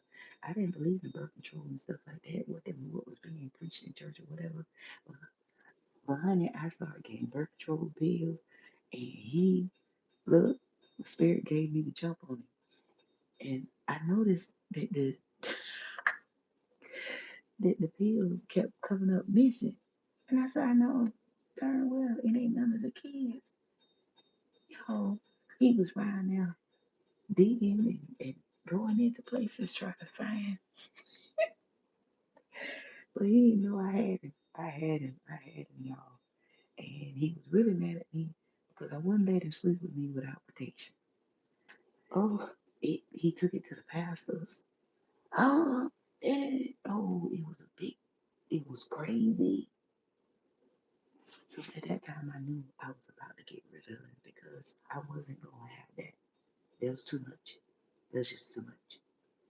And even the first lady was trying to tell me where he's the man of the house and you got to submit to him and you can't have nothing to do, no conversations with your child's father. We co-parent. What the? Um, you got to give him all the sex that he wants. Y'all want to be honest? He was crying because my ministration came on and it was like 2 days in. This nitwit was mad because he couldn't touch me. And he went crazy. Oh, you supposed to be, you got it. I was like, what? Oh, the devil is a lie. And I was seeing red because I was like, oh yeah, it's time for you to go cut loose. I'm gonna get rid of you. That's a no. I'm gonna call First Lady and Bishop. And they gon' and she come over. I said, listen, First Lady, I don't need no disrespect. Well, honey, the income that comes in comes from that baby daddy that he talking about. Okay? Along with mine to take care of this household. The man that you telling me to submit to and supposed to be talking about y'all saying this supposed to be my husband. Oh no, he's still trying to take care of outside children. I think not. So I told him it's time for us to part, separate, time to go, time to go. When you get to that point, it's just like, and it was like we're not trying to be all graphic, but when I looked at him, it just turned my stomach. I can be in a friendship with him, but for sex, everything I seen from the time I found out about the other two kids and I seen his baby mama who she was. If you was there sitting and you seen this in front of you, the type of woman that I am, and it not to be maybe she just made do with what she had, but it was a situation. And even with this thing that he had baby with, and it just a whole cycle with him. And I'm like, God, no, I can't. This, and this is why I take my time, because I'm not like other people. And for me, if I ever lose respect for a man, it's a done deal. It's nothing he can do to bring it back. Whenever I lose respect for a man, I start seeing you like that, and I'm looking at you, and you're just disgusting to me. You can't touch me. Ain't nothing you can say. Don't come to me talking about what God said or nothing. I'm sorry. It just ain't happening. And that is why I took my time before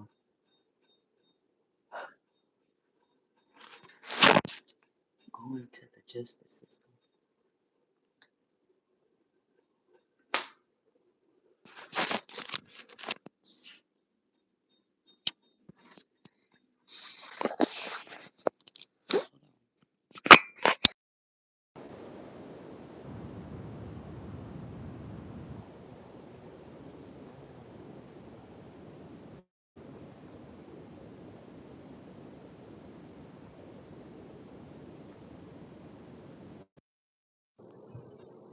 Okay, so I know we're about to get off of here. I know a lot of people is catching what I'm saying, and it's helping a lot of people.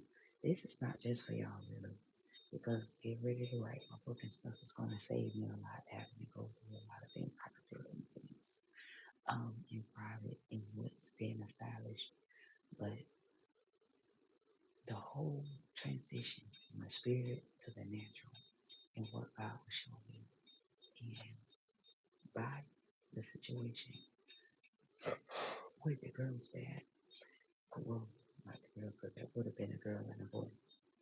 But with that situation is it was things that we needed to establish a home and a foundation that God blessed him from using his, if I'm correct, it's the GI Bill to get a home and everything, whatever, because we was living in two different houses anyway. Um, and I really did for a couple of years, not long, just a couple of years, um, waited on him to grow up and change. So nobody can say I didn't. But what people didn't know, even my mom, she thought all this time, she was like, so what she said, oh, memories. Do I have memories of him? And how maybe she was talking to me about her person. So therefore, I had to tell her, and it triggered something. I was like, because while she was saying it, she wanted me to trauma bond with her, and I was like, no, ma'am, mm-mm. And I told her, you feeling that way because da da da da da. But as for me, when a person then went and talked behind your back, and you know you was the best thing that ever happened to them, and everything that you done and raised it, and and and okay, no memories about what? What is reminisce about? Ain't nothing left for me to do is to keep it moving. Period. Now the choice for me to go back, because that should tell you something. I didn't want to sleep with a stranger, and the open door of opportunity, and it had nothing to do with being back to him. So when the pregnancy came in, it was like, oh God, I have messed up. And I told you, divination played a part, telling me that me and him were supposed to reconcile. This wasn't why I was in the church. This when I called myself walking away from the church. Pay attention. So when you backslide, Guess what happens these days? And it's by the grace of God, because of what he called me to, he still stood on his promises, and that same thing for your destiny, for your life. But God gave him, helped him get a good job after the military, blessed him with a house, and he knew it. All that mess he was talking to them women. He asked me, should he pick that house? They didn't know it. He asked me, he came and got me, actually. I left my car at home, and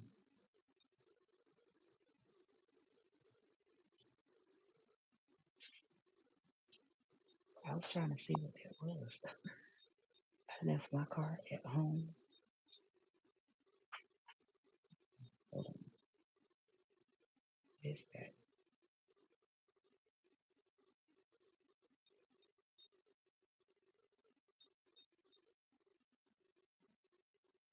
Let's see what this is.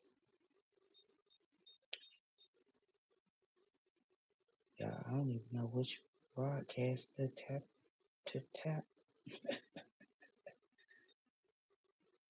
Is this it? Oh, okay. I think this is it.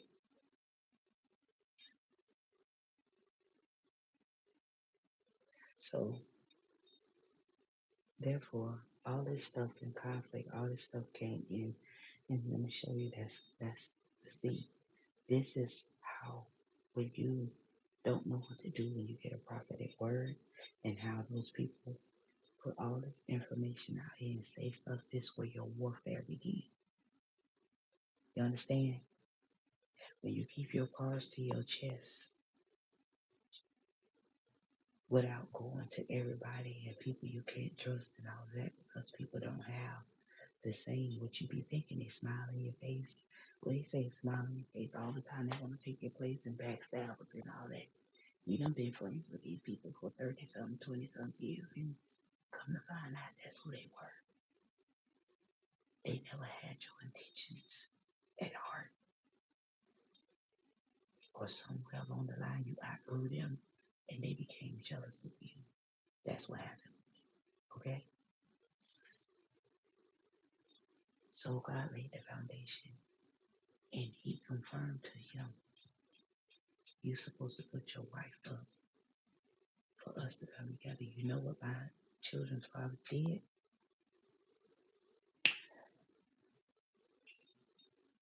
And the girls, well, his daughter graduated behind his mom and dad. When I gave up my house, this is why I say, what you mean homeless? You know how many people offered me houses when I gave up my house? Um,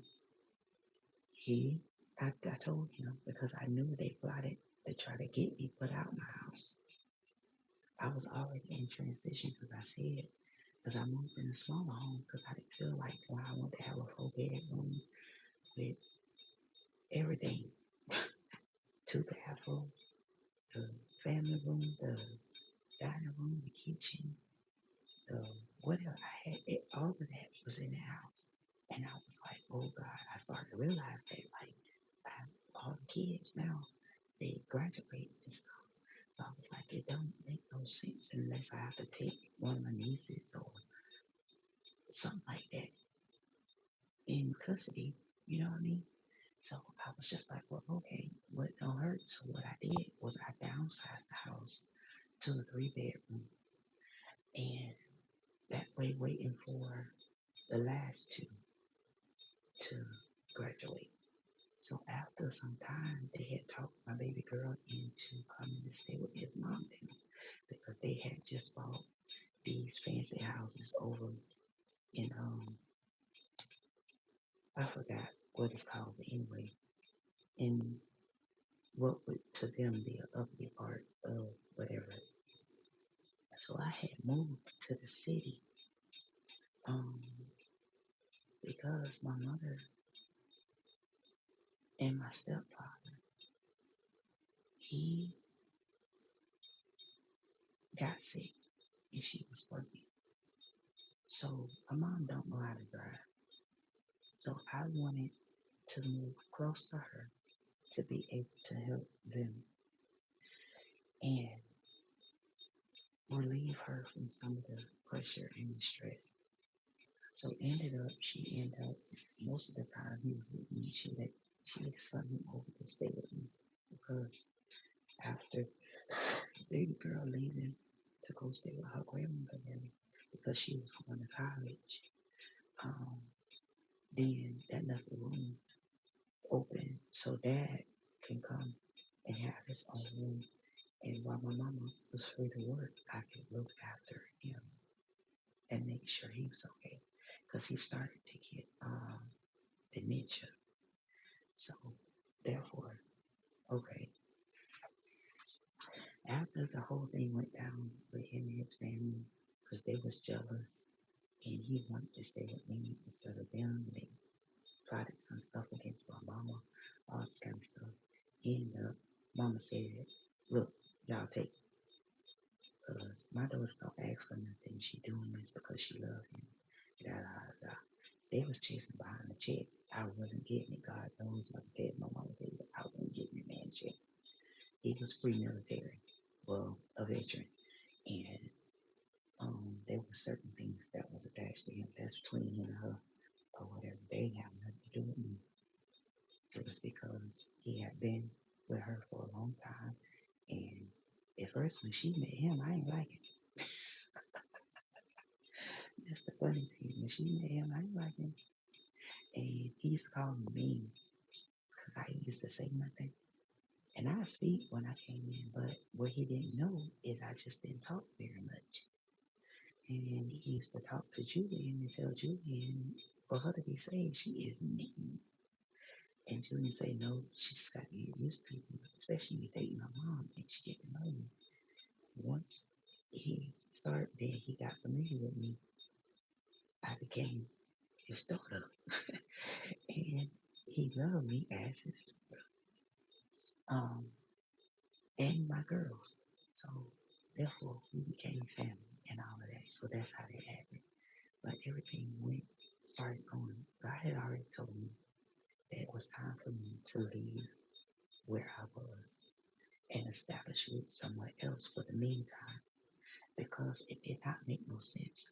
When he told me to give up my home, I had already put in what I did, what I needed to do.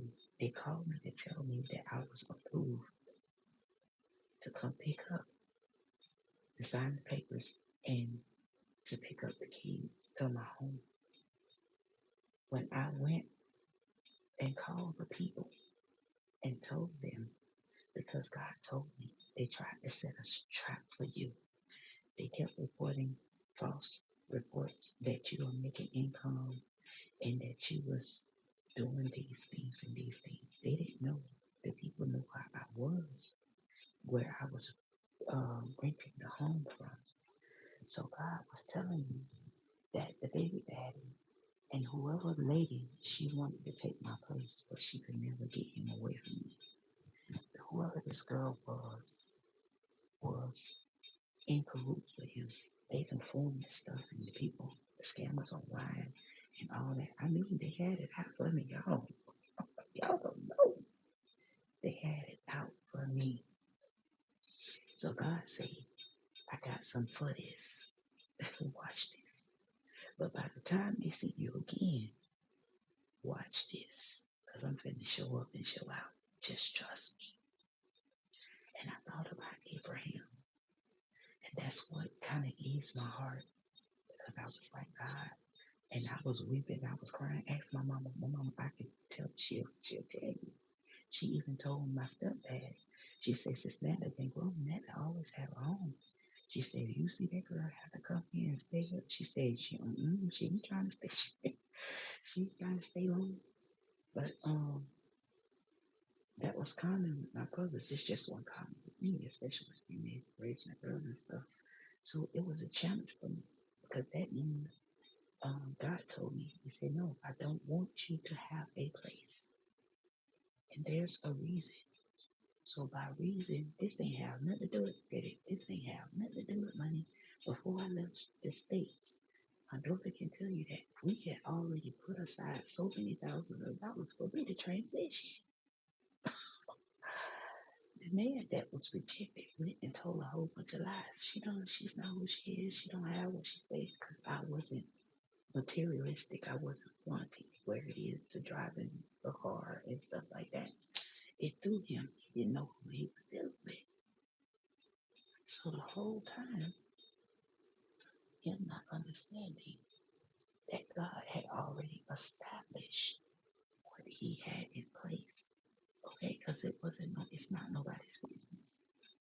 And that is why God did what he did. He seen the snakes. He know what they trying to plot in the plan. So what God did, he cut off all their accesses. So when they start making false reports about me, about income, about where I was living, and all that stuff, he cut it. So the false reports end up going back to them and putting them in legal situations. And God started with whoever said I was broke, he started squeezing their money. They started losing houses. They started having health issues. They said I had a disease. They came up with diseases. See how God moved. You see how God moved? And God told me, I want you to sit right here, like he said in Psalms 23, where I make your enemies your footstool. And I'm just going to pour oil on you. I just want you to rest. I'll handle these. And that's what I did. Ain't nobody run me nowhere. I wasn't studying because most of the stuff that went on after it took place was where God exposed a lot of things and let me know through confirmation in some ways by prophetically that spoken to let me know that what God told me happened when it came to him dealing out these people what they tried to deal out to me because he knew I had a pure heart and I didn't do anything to any nobody. The people who did this to me, even the people that I ran across online, every time something happened in their life, I was wailing and crying before the Lord to get these people through, and they didn't even know it. And here they was, going to readers, using divination tools, trying to go to witch doctors and all this stuff, put spells on me. I didn't know nothing about this stuff. Nothing. Nada. See, I didn't know nothing. And God had to take me down that road to let me see what was going on around me. And I found out it was all sorts of people around me, including the girl that Julian had baby from. She went to court, tried to do witchcraft or the court case, because that's what these people talk about. She did that in the courtroom. And the lady, the judge, she was able to see. And the girl, she done been doing this her life. And it taught me something. It also showed me something. I couldn't believe that kind of evil exists. Disgusting.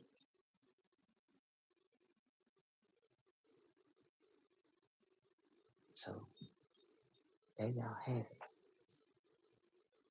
And God most definitely did. Yes, he did.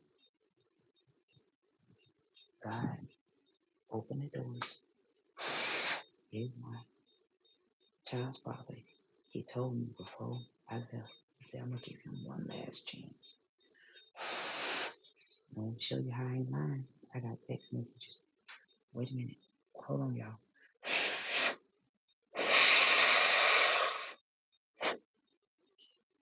Sorry, this thing overheating.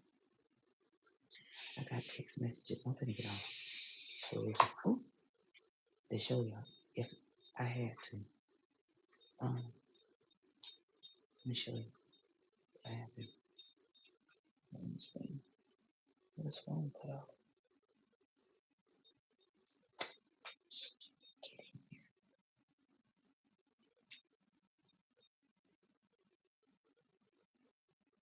Come on.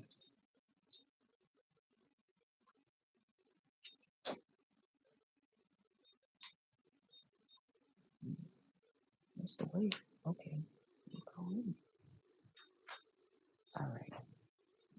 So let me go put this thing cut off because that's what it's heading. I know. To close this out, it just took me the shortest I could take it to explain it to you, put away from you, honestly.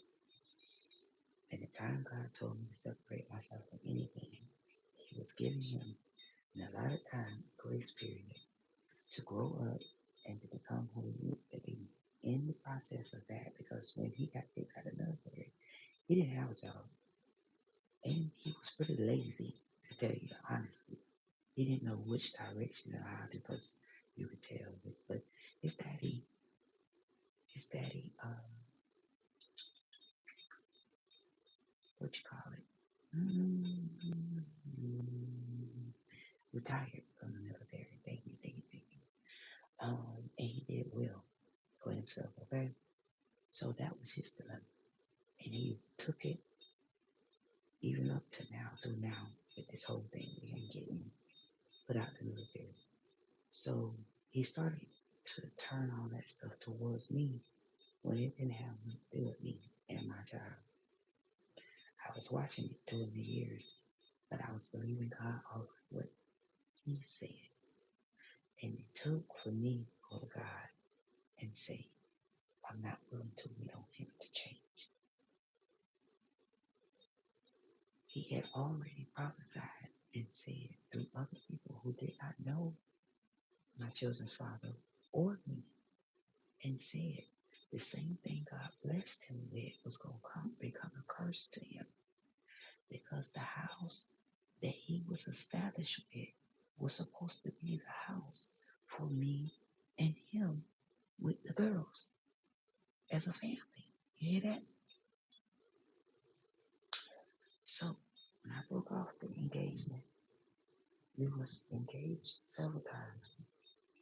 So it said, therefore, he went back to make his side look good to his family and try to make me look bad. You get it? So I took it because I know eventually the lies was going to catch up with him. I stayed focused on God and doing what I had to do. And God showed him, you can't keep God's woman down. I'm not just a good woman, but I'm God's woman, honey.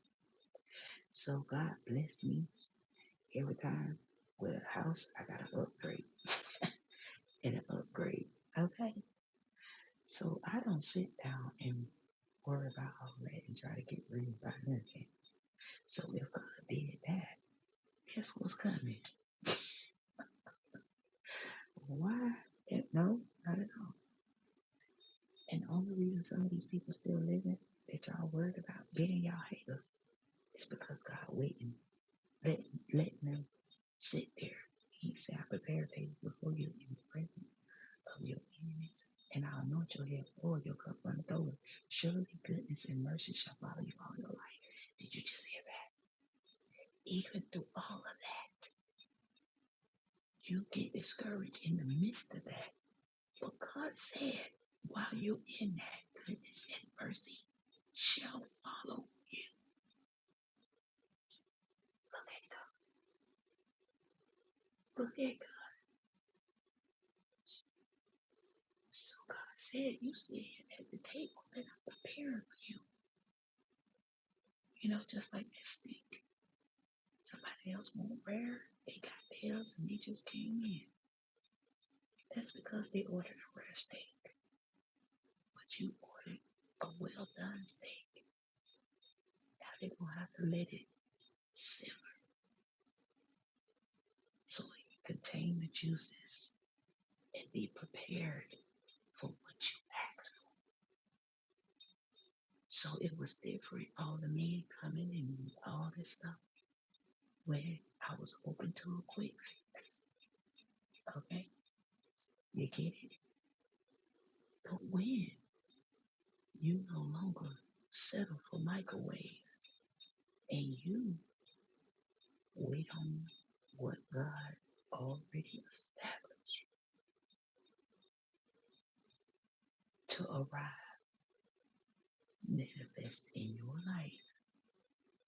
And that's why the demons, the devil, why I say demon, that's why the devils want to discourage you when you're going through something. He knows it's right there. But your teacher watch you doing a test, right? So to you, God is silent. To you, God is not moving. To you, it's frustrating. To you, it's all of these things. And God is saying, if you just open up and see what I'm doing, because I'm preparing what you asked for, and baby, when I give it to you, it's gonna be more than what you ever been out to dinner. Because I can't say that. I like my favorite place is. I get so tired of forget every time I try. Maybe I don't need to tell y'all what it is. Um, why?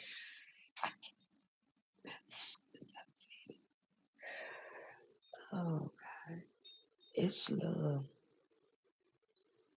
It's a Mexican name to it. It's a little something, and it's got like a buffet of things, but they bring out to you the meats, all the different kind of steaks and stuff like that, and they serve wine. And stuff. I don't drink, so don't go there. Um, they serve wine and all of that. But for one person, I think, if I'm not mistaken, it's like $50 or something like that. But they bring out to you and they cut the steak at your table. You'll be able to know what it is from that. But anyway, that's one of my favorite places. And so is this famous place that is in Florida that was in a couple of places, I think. That and I have to say it this way because I can't get the name off the dome. Um, it's another place. They known for wine and they have chefs that prepare your food for each table. They have a personal chef that prepare your food. It's not a Chinese place, no. I don't even like. But anyway, um,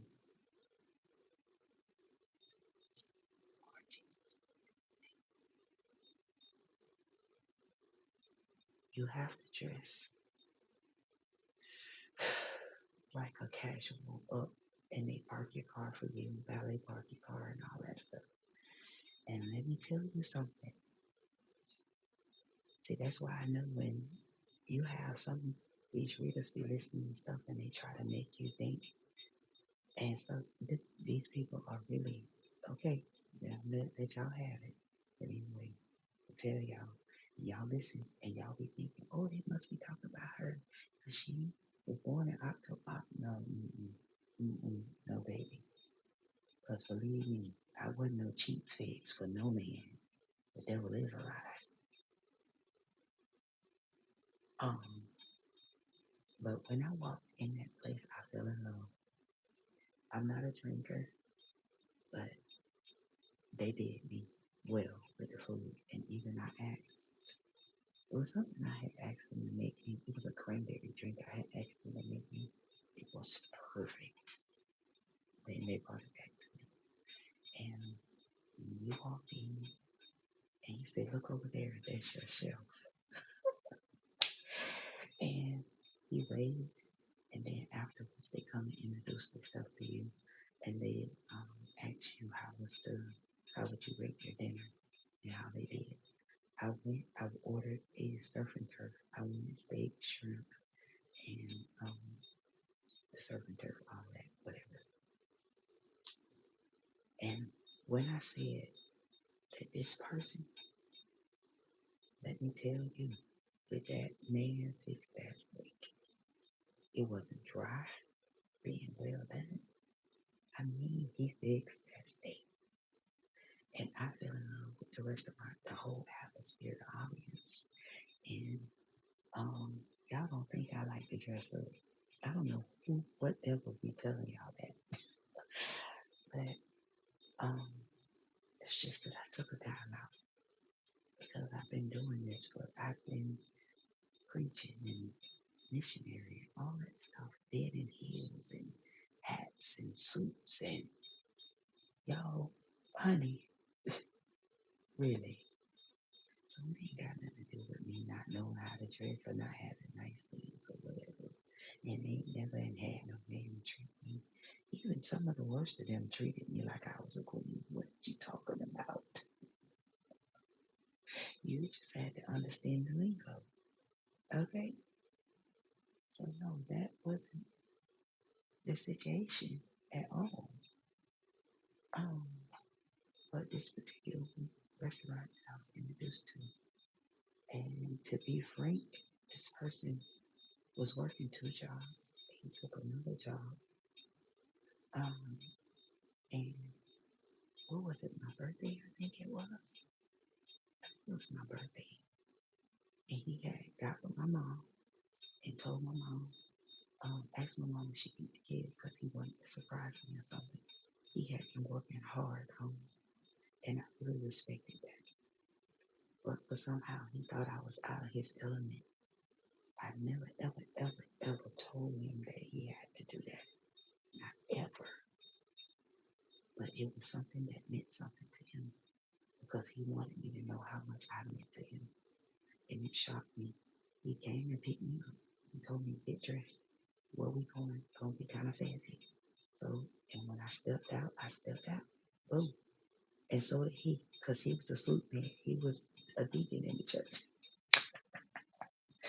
So he was right on board. And that's what I loved about him because he just flowed with me. The way I dressed, he just flowed in there. He wasn't dressed in tent sneakers and whatever. When we went, we was right.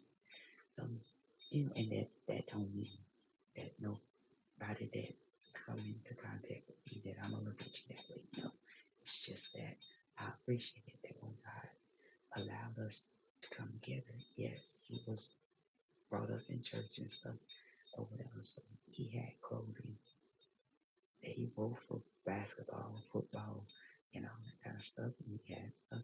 Now with me back then, I didn't have like you see the women now.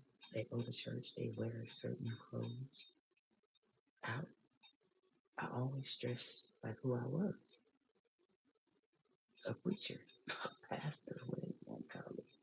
I always had on heels. I always had on um,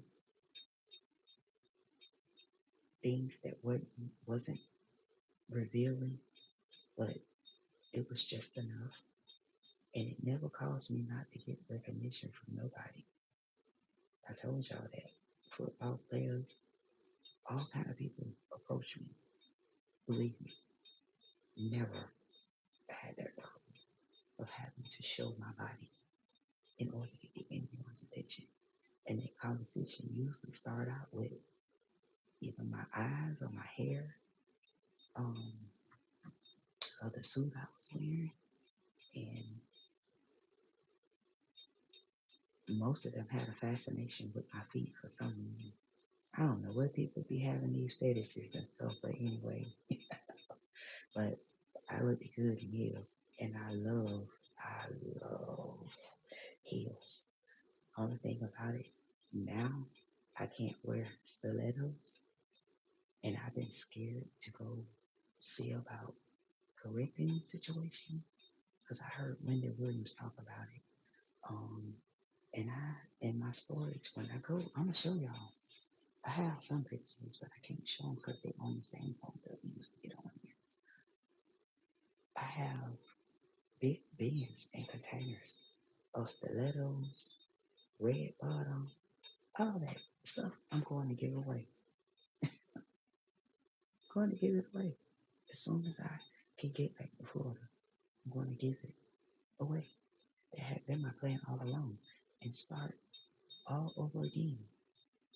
Um, nice things in my home, Black and Chris. I'm just saying because these are different things, but being materialistic is not me. So that stop making it seem like a person has never encountered. No, they haven't encountered you as who will come into their life and treat them like that. That don't mean that they was poor, outcasted, without black sheep, all that stuff about black sheep. I wasn't nobody's black sheep. My grandmother kept me away from my family since the beginning of me. It took me to get old enough having a baby to go around those people. So I don't know. I don't know, y'all. And I just have to leave it at that. But I hope it encourage y'all and let y'all know how God establishes things. But he did, he established him. And then God came in and he was wondering why he never produced anything above where he is today. And that is why he messed up. He himself had a vision from God. Yes, my child. God showed him. He texted me and he called me and we talked about it. He said, "Can you reveal this dream to me?" He had much respect for who I am as far as a woman of God. When I said something, he knew that he can trust what I said about God. Um, and he said that God showed him in a dream that he was in a different house than the one that he was in. And me and him, obviously, I guess we was living together. And he said he was in the kitchen eating breakfast. And that he saw me come past him with my suitcase. And when I opened the door, he seen a man sitting in the car waiting on me with my suitcases. He said he didn't know what was going on. So he said his first thought was to do what he generally do. And he tried to play like, I don't care if she dates somebody or whatever. And remember I told you, that's why I said all that to say this. He went off the deep end when he found out. He thought that I was married to that man because he had been lying the whole time, acting like he didn't care. And it just busted his cherry to think that he had lost me for good. And he told me to my face, not only one time, I really thought that that was it when you and Julian was together. The whole time, the girl didn't know.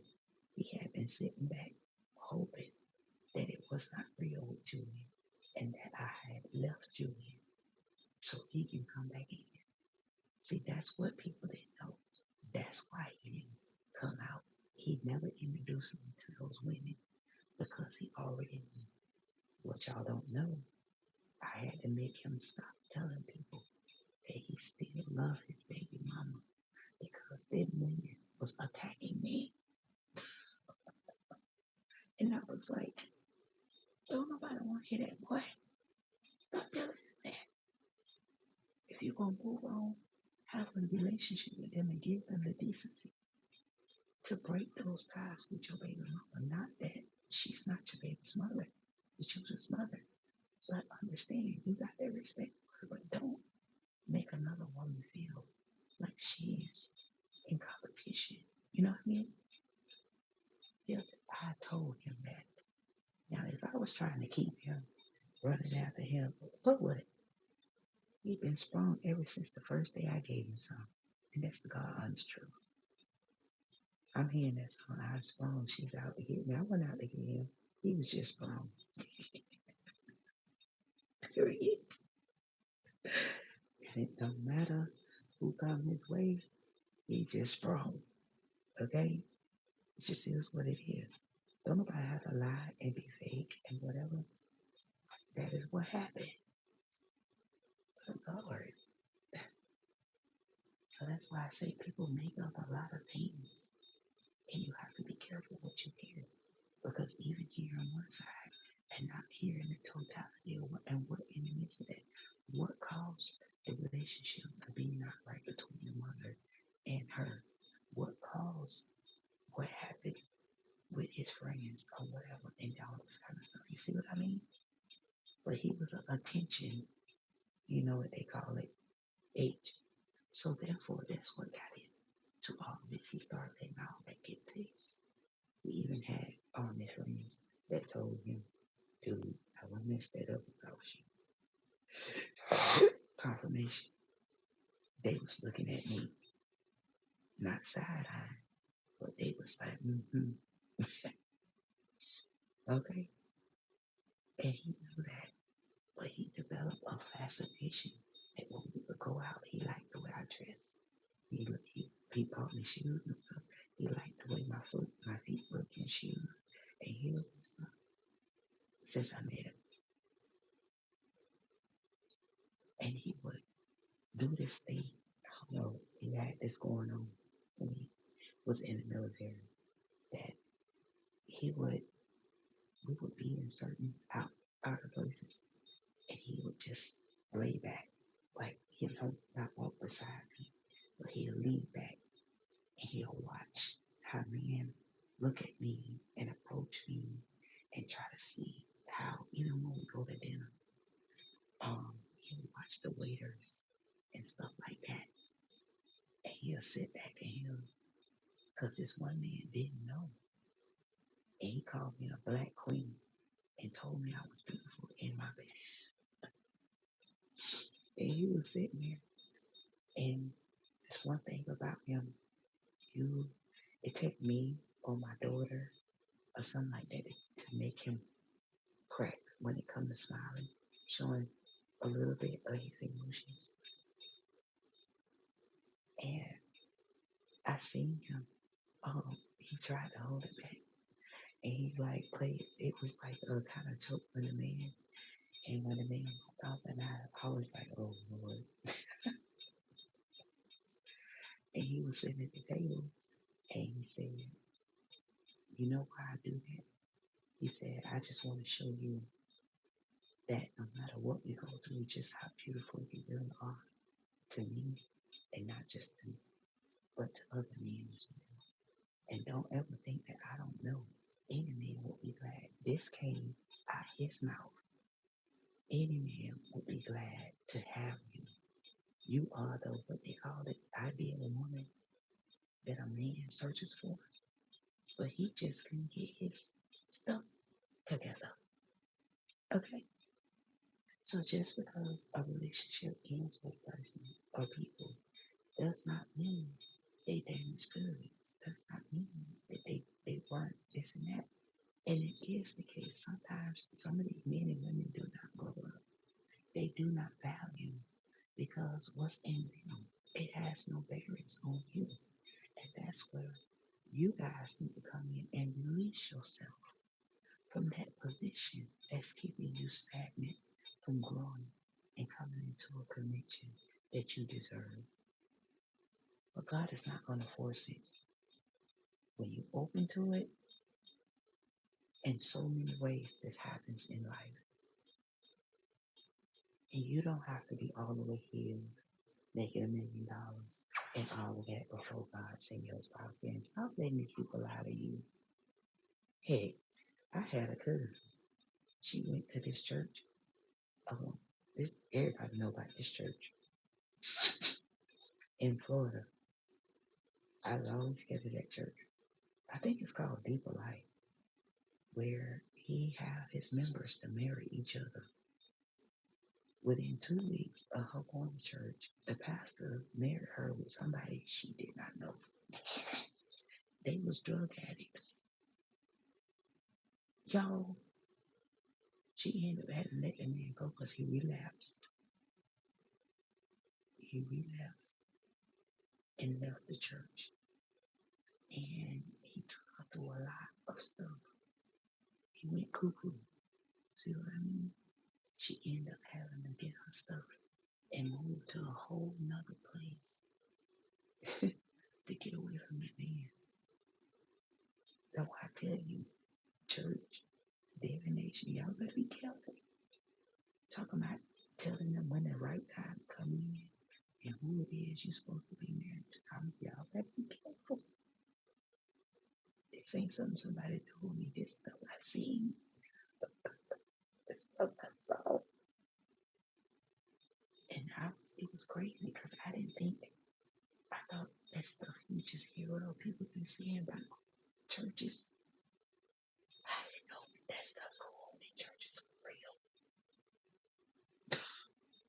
It was crazy. So therefore, thank God I'm where I am today, and I don't regret a thing because now I get a chance. My children are grown. I don't have to worry about baby daddy drama. I don't have to worry about any of that stuff. Even so, it was something. I'm not gonna say it because I don't want if somebody is listening that don't know me trying to approach me to take it the wrong way. But it was something. It was showed to me, and after God showed it to me, He showed it to my daughter, and He showed it to the child's father. And in that dream, it kind of alludes to what was in his dream. God was showing him that he was fixing to miss his moment, and he was fin to. What he said is the guy got out of his car and came into the house to get my belongings, my suitcases. He jumped up from where he was eating and he went to get in a confrontation with the man, whoever the man was that he saw. And I told him, I said, you know how you always talk about you don't care and you don't care about me getting married to somebody else. Um, da da da. I said that's what God is calling me on because you've been playing that game too long.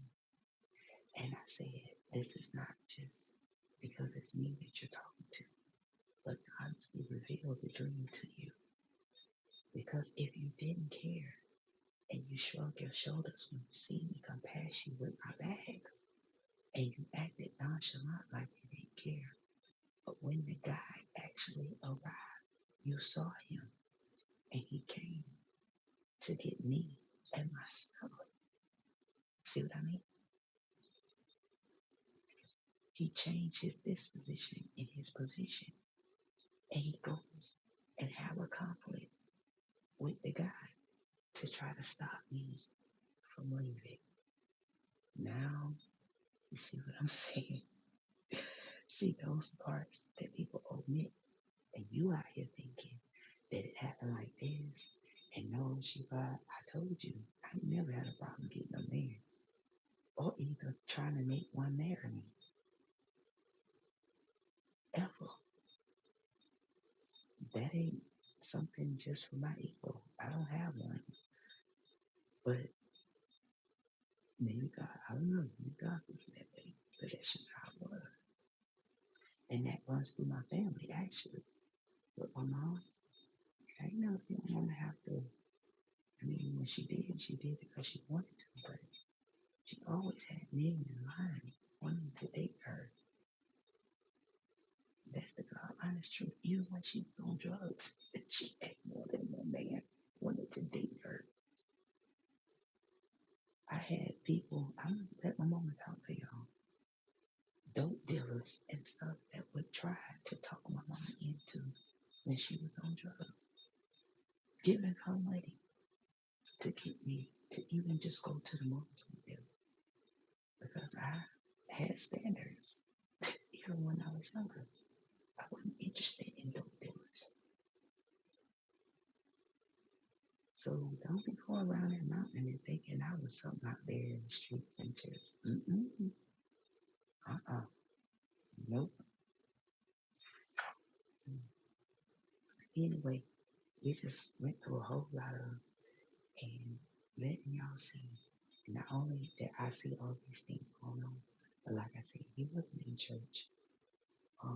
His family believes certain things different than what I believe. And God, through me being a catalyst, his aunt left believing God um, when she passed away, and so did his grandmother. She came to my church and got saved before she died, and she died peacefully in their presence, just the way she had God. So I thank God for that. See, everything is for a purpose. And before she died, she said, if you continue with my grandson, I'm sure that he'll make a good husband for you. And I know that he really does love you. But I'm not going to tell y'all what to do. And he still got going to do just as y'all met young. But what I know and what he's come to me, beyond his mother and his aunt, he really does love you. And my thing to her that I wouldn't break his heart. So there's a lot of things when you hear stuff through the grapevine and why people stay with people. Some of you been in relationships because you made promises and you didn't want to go back on your word and you knew the relationship was over. And that's why God said we are not to make promises. They were made to be broken because you don't know. Tomorrow is not promised. You don't know what's going to happen from one day to the next. Only God can fulfill the promises. Now, do we understand? So, I done kept y'all up half the night. I done kept y'all up half the night. But any other time y'all been listening to Keith Sweater, I'm just playing. I'm just playing. But anyway, oh yeah, Quiet Storm. Yeah, I remember that back in the day.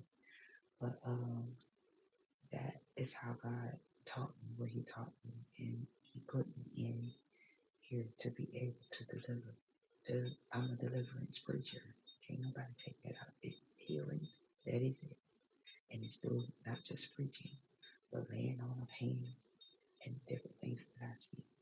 And it's just a lot of things that scared me during my walk with God and not understanding really all the gifts and stuff. Um, and besides these people who put all this stuff out here, besides that, with them people, you would never know what the gifts are without you being able to know what leadership and when God called us and all that stuff. Now, other than that, because I always walk with God and kept all that close to my chest.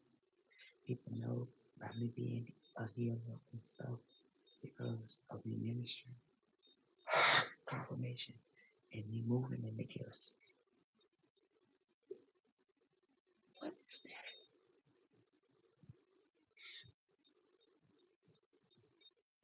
You hear that?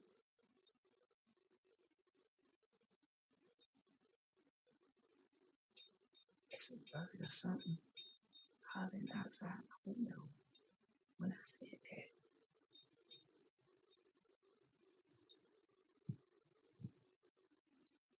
That's crazy. I ain't looking out that window. But you know what else is crazy? Before I got on here, I looked outside that window because I was determining whether it was windy or a dust storm was coming through. And I was gonna open the window and I was trying to see how much wind was blowing outside. And guess what I saw? Lord, two of the ugliest grasshoppers. I kept calling them crickets. Two of the ugliest grasshoppers making whooping on a branch that's by my window. And I had to look real hard because I was like, ew, ew. It's two crickets stuck together. And the Holy Spirit said, girl, that's a grasshopper. Oh my God. This I can be so hilarious, y'all. This is crazy. But that jump was so funny. I was over here just bawling to myself. I said, when I walked away from the window towards the door, I said that was crickets. I said, God, you're going to have to help your prophet. This is crazy. But it signifies, like they said, when I looked out there, I said, oh God, it must be pretty close or whatever God intended and whatever it's saying, because that's all I've been seeing. I can't get away from it. It ain't got nothing to do with me trying to figure out nothing. I ain't trying to figure out nothing. I ain't trying to find out what man it is, who coming, and none of that. My job is to do what God called me to do. Bring the messages and bring deliverance to his people through his name. I was just trying to find out and who doing what. I'm not worried about that. I'll be happy when he get here, but I'm supposed to be in expectation of what God said he's going to do in my life. Amen. So that's not the thing, but it's like they said, you do see different things all around you that become messages. And that what I seen out there, um,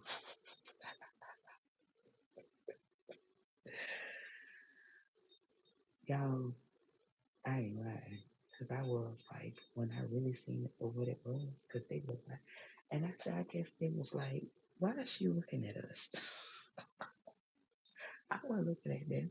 I was trying to figure out what the heck was going on. And so the Holy Spirit said, you do know what they're doing, right? So it was another grasshopper on top of another grasshopper. And I thought maybe it was a dead, you know how the flowers grow out of the weeds? I thought it was one of that because that's what they do here. But they don't let the grass and stuff grow so much. So it's like up with half of the building. And when I was looking at it, because the wind was blowing a little bit, when I opened the window and just admiring the outside, and it caught my attention, and I was like looking real close because I thought it was one of those yellow flowers. You know how they close and they open back up? And then when I stared at it so long and the branch moved, that's when the grasshopper that was on top of the grasshopper, they was yellow too. Maybe they turned color with the flower, but they was yellow too. And it was so disgusting. And I was like, ew, ew. It ran away from the window. And I was like, ew.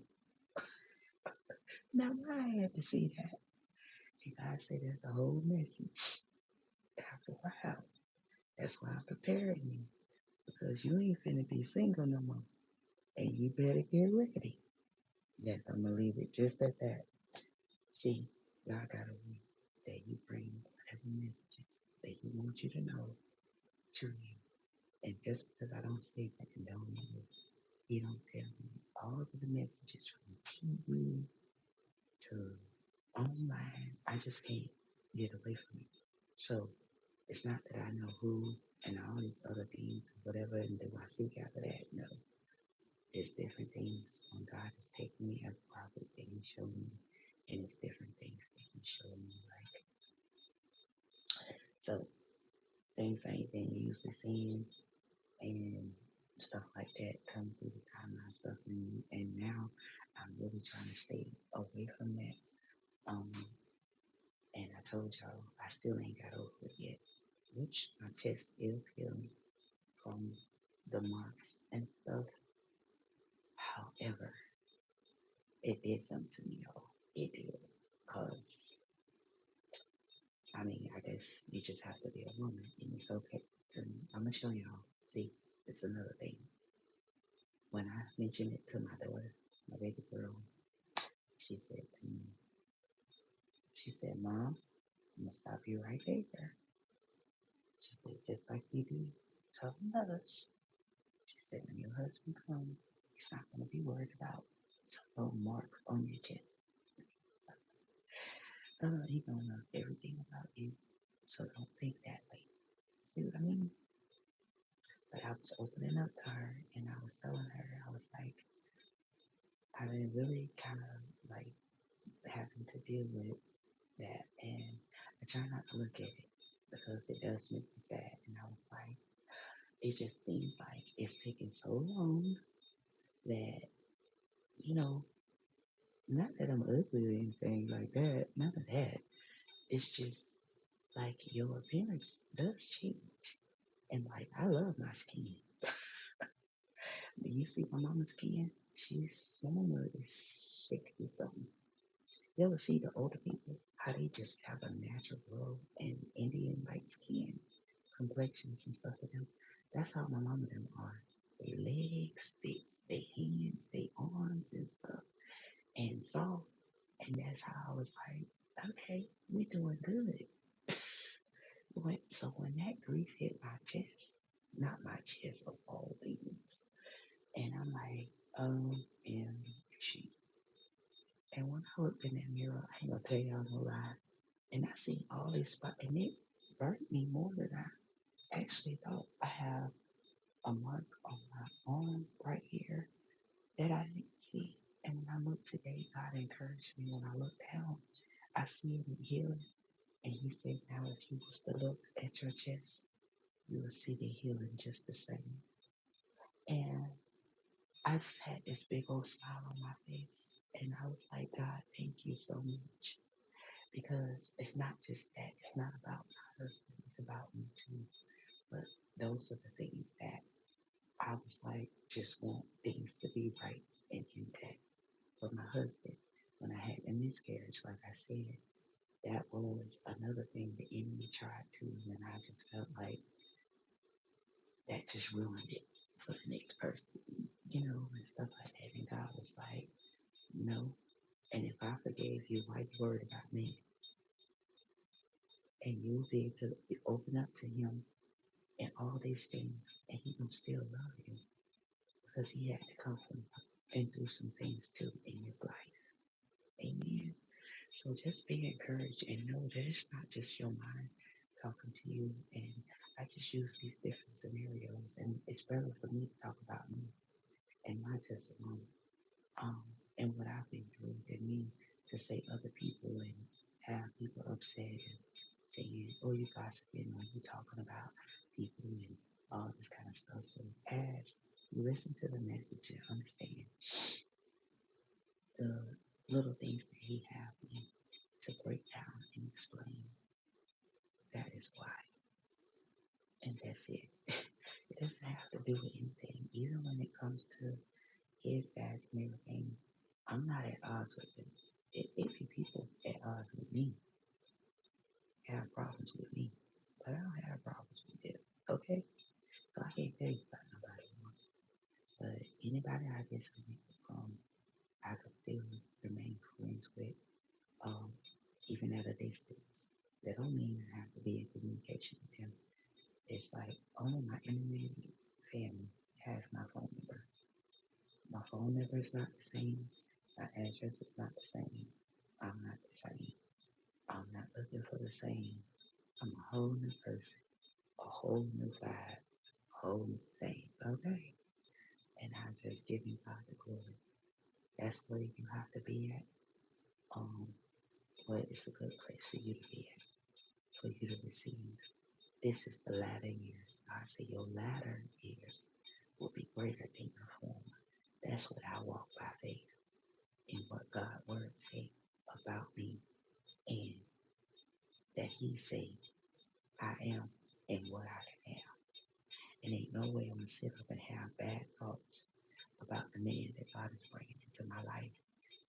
Whether he has kids or divorced, or he makes some mistake sexually, read through the lines and scold him for a mistake he made in his past. That's his past. As long as I see that that ain't something he trying to and be flipping flopping between men and women and all that kind of stuff. It is a hard pill to swallow. Because at one point, but see, you grow and you understand. We always make sound decisions, and we have went out on limbs to take certain risks and entertain certain things. That's what God means by giving each other grace and having that understanding. Well, in other you looking at money and outward appearance, God is saying, because she has that heart and you afraid to go towards a relationship because you made that mistake, then maybe that's why I sent her in front of you, because that's what you need. You have money, you don't need money. You have this or have that, you don't need that. But she got a heart that can love you back to the state that you need to be in. Catch that. See? Good night, y'all. I love y'all. I enjoy talking to y'all. And I hope y'all was able to grasp hold of that. As always, I'll be back later. Good night.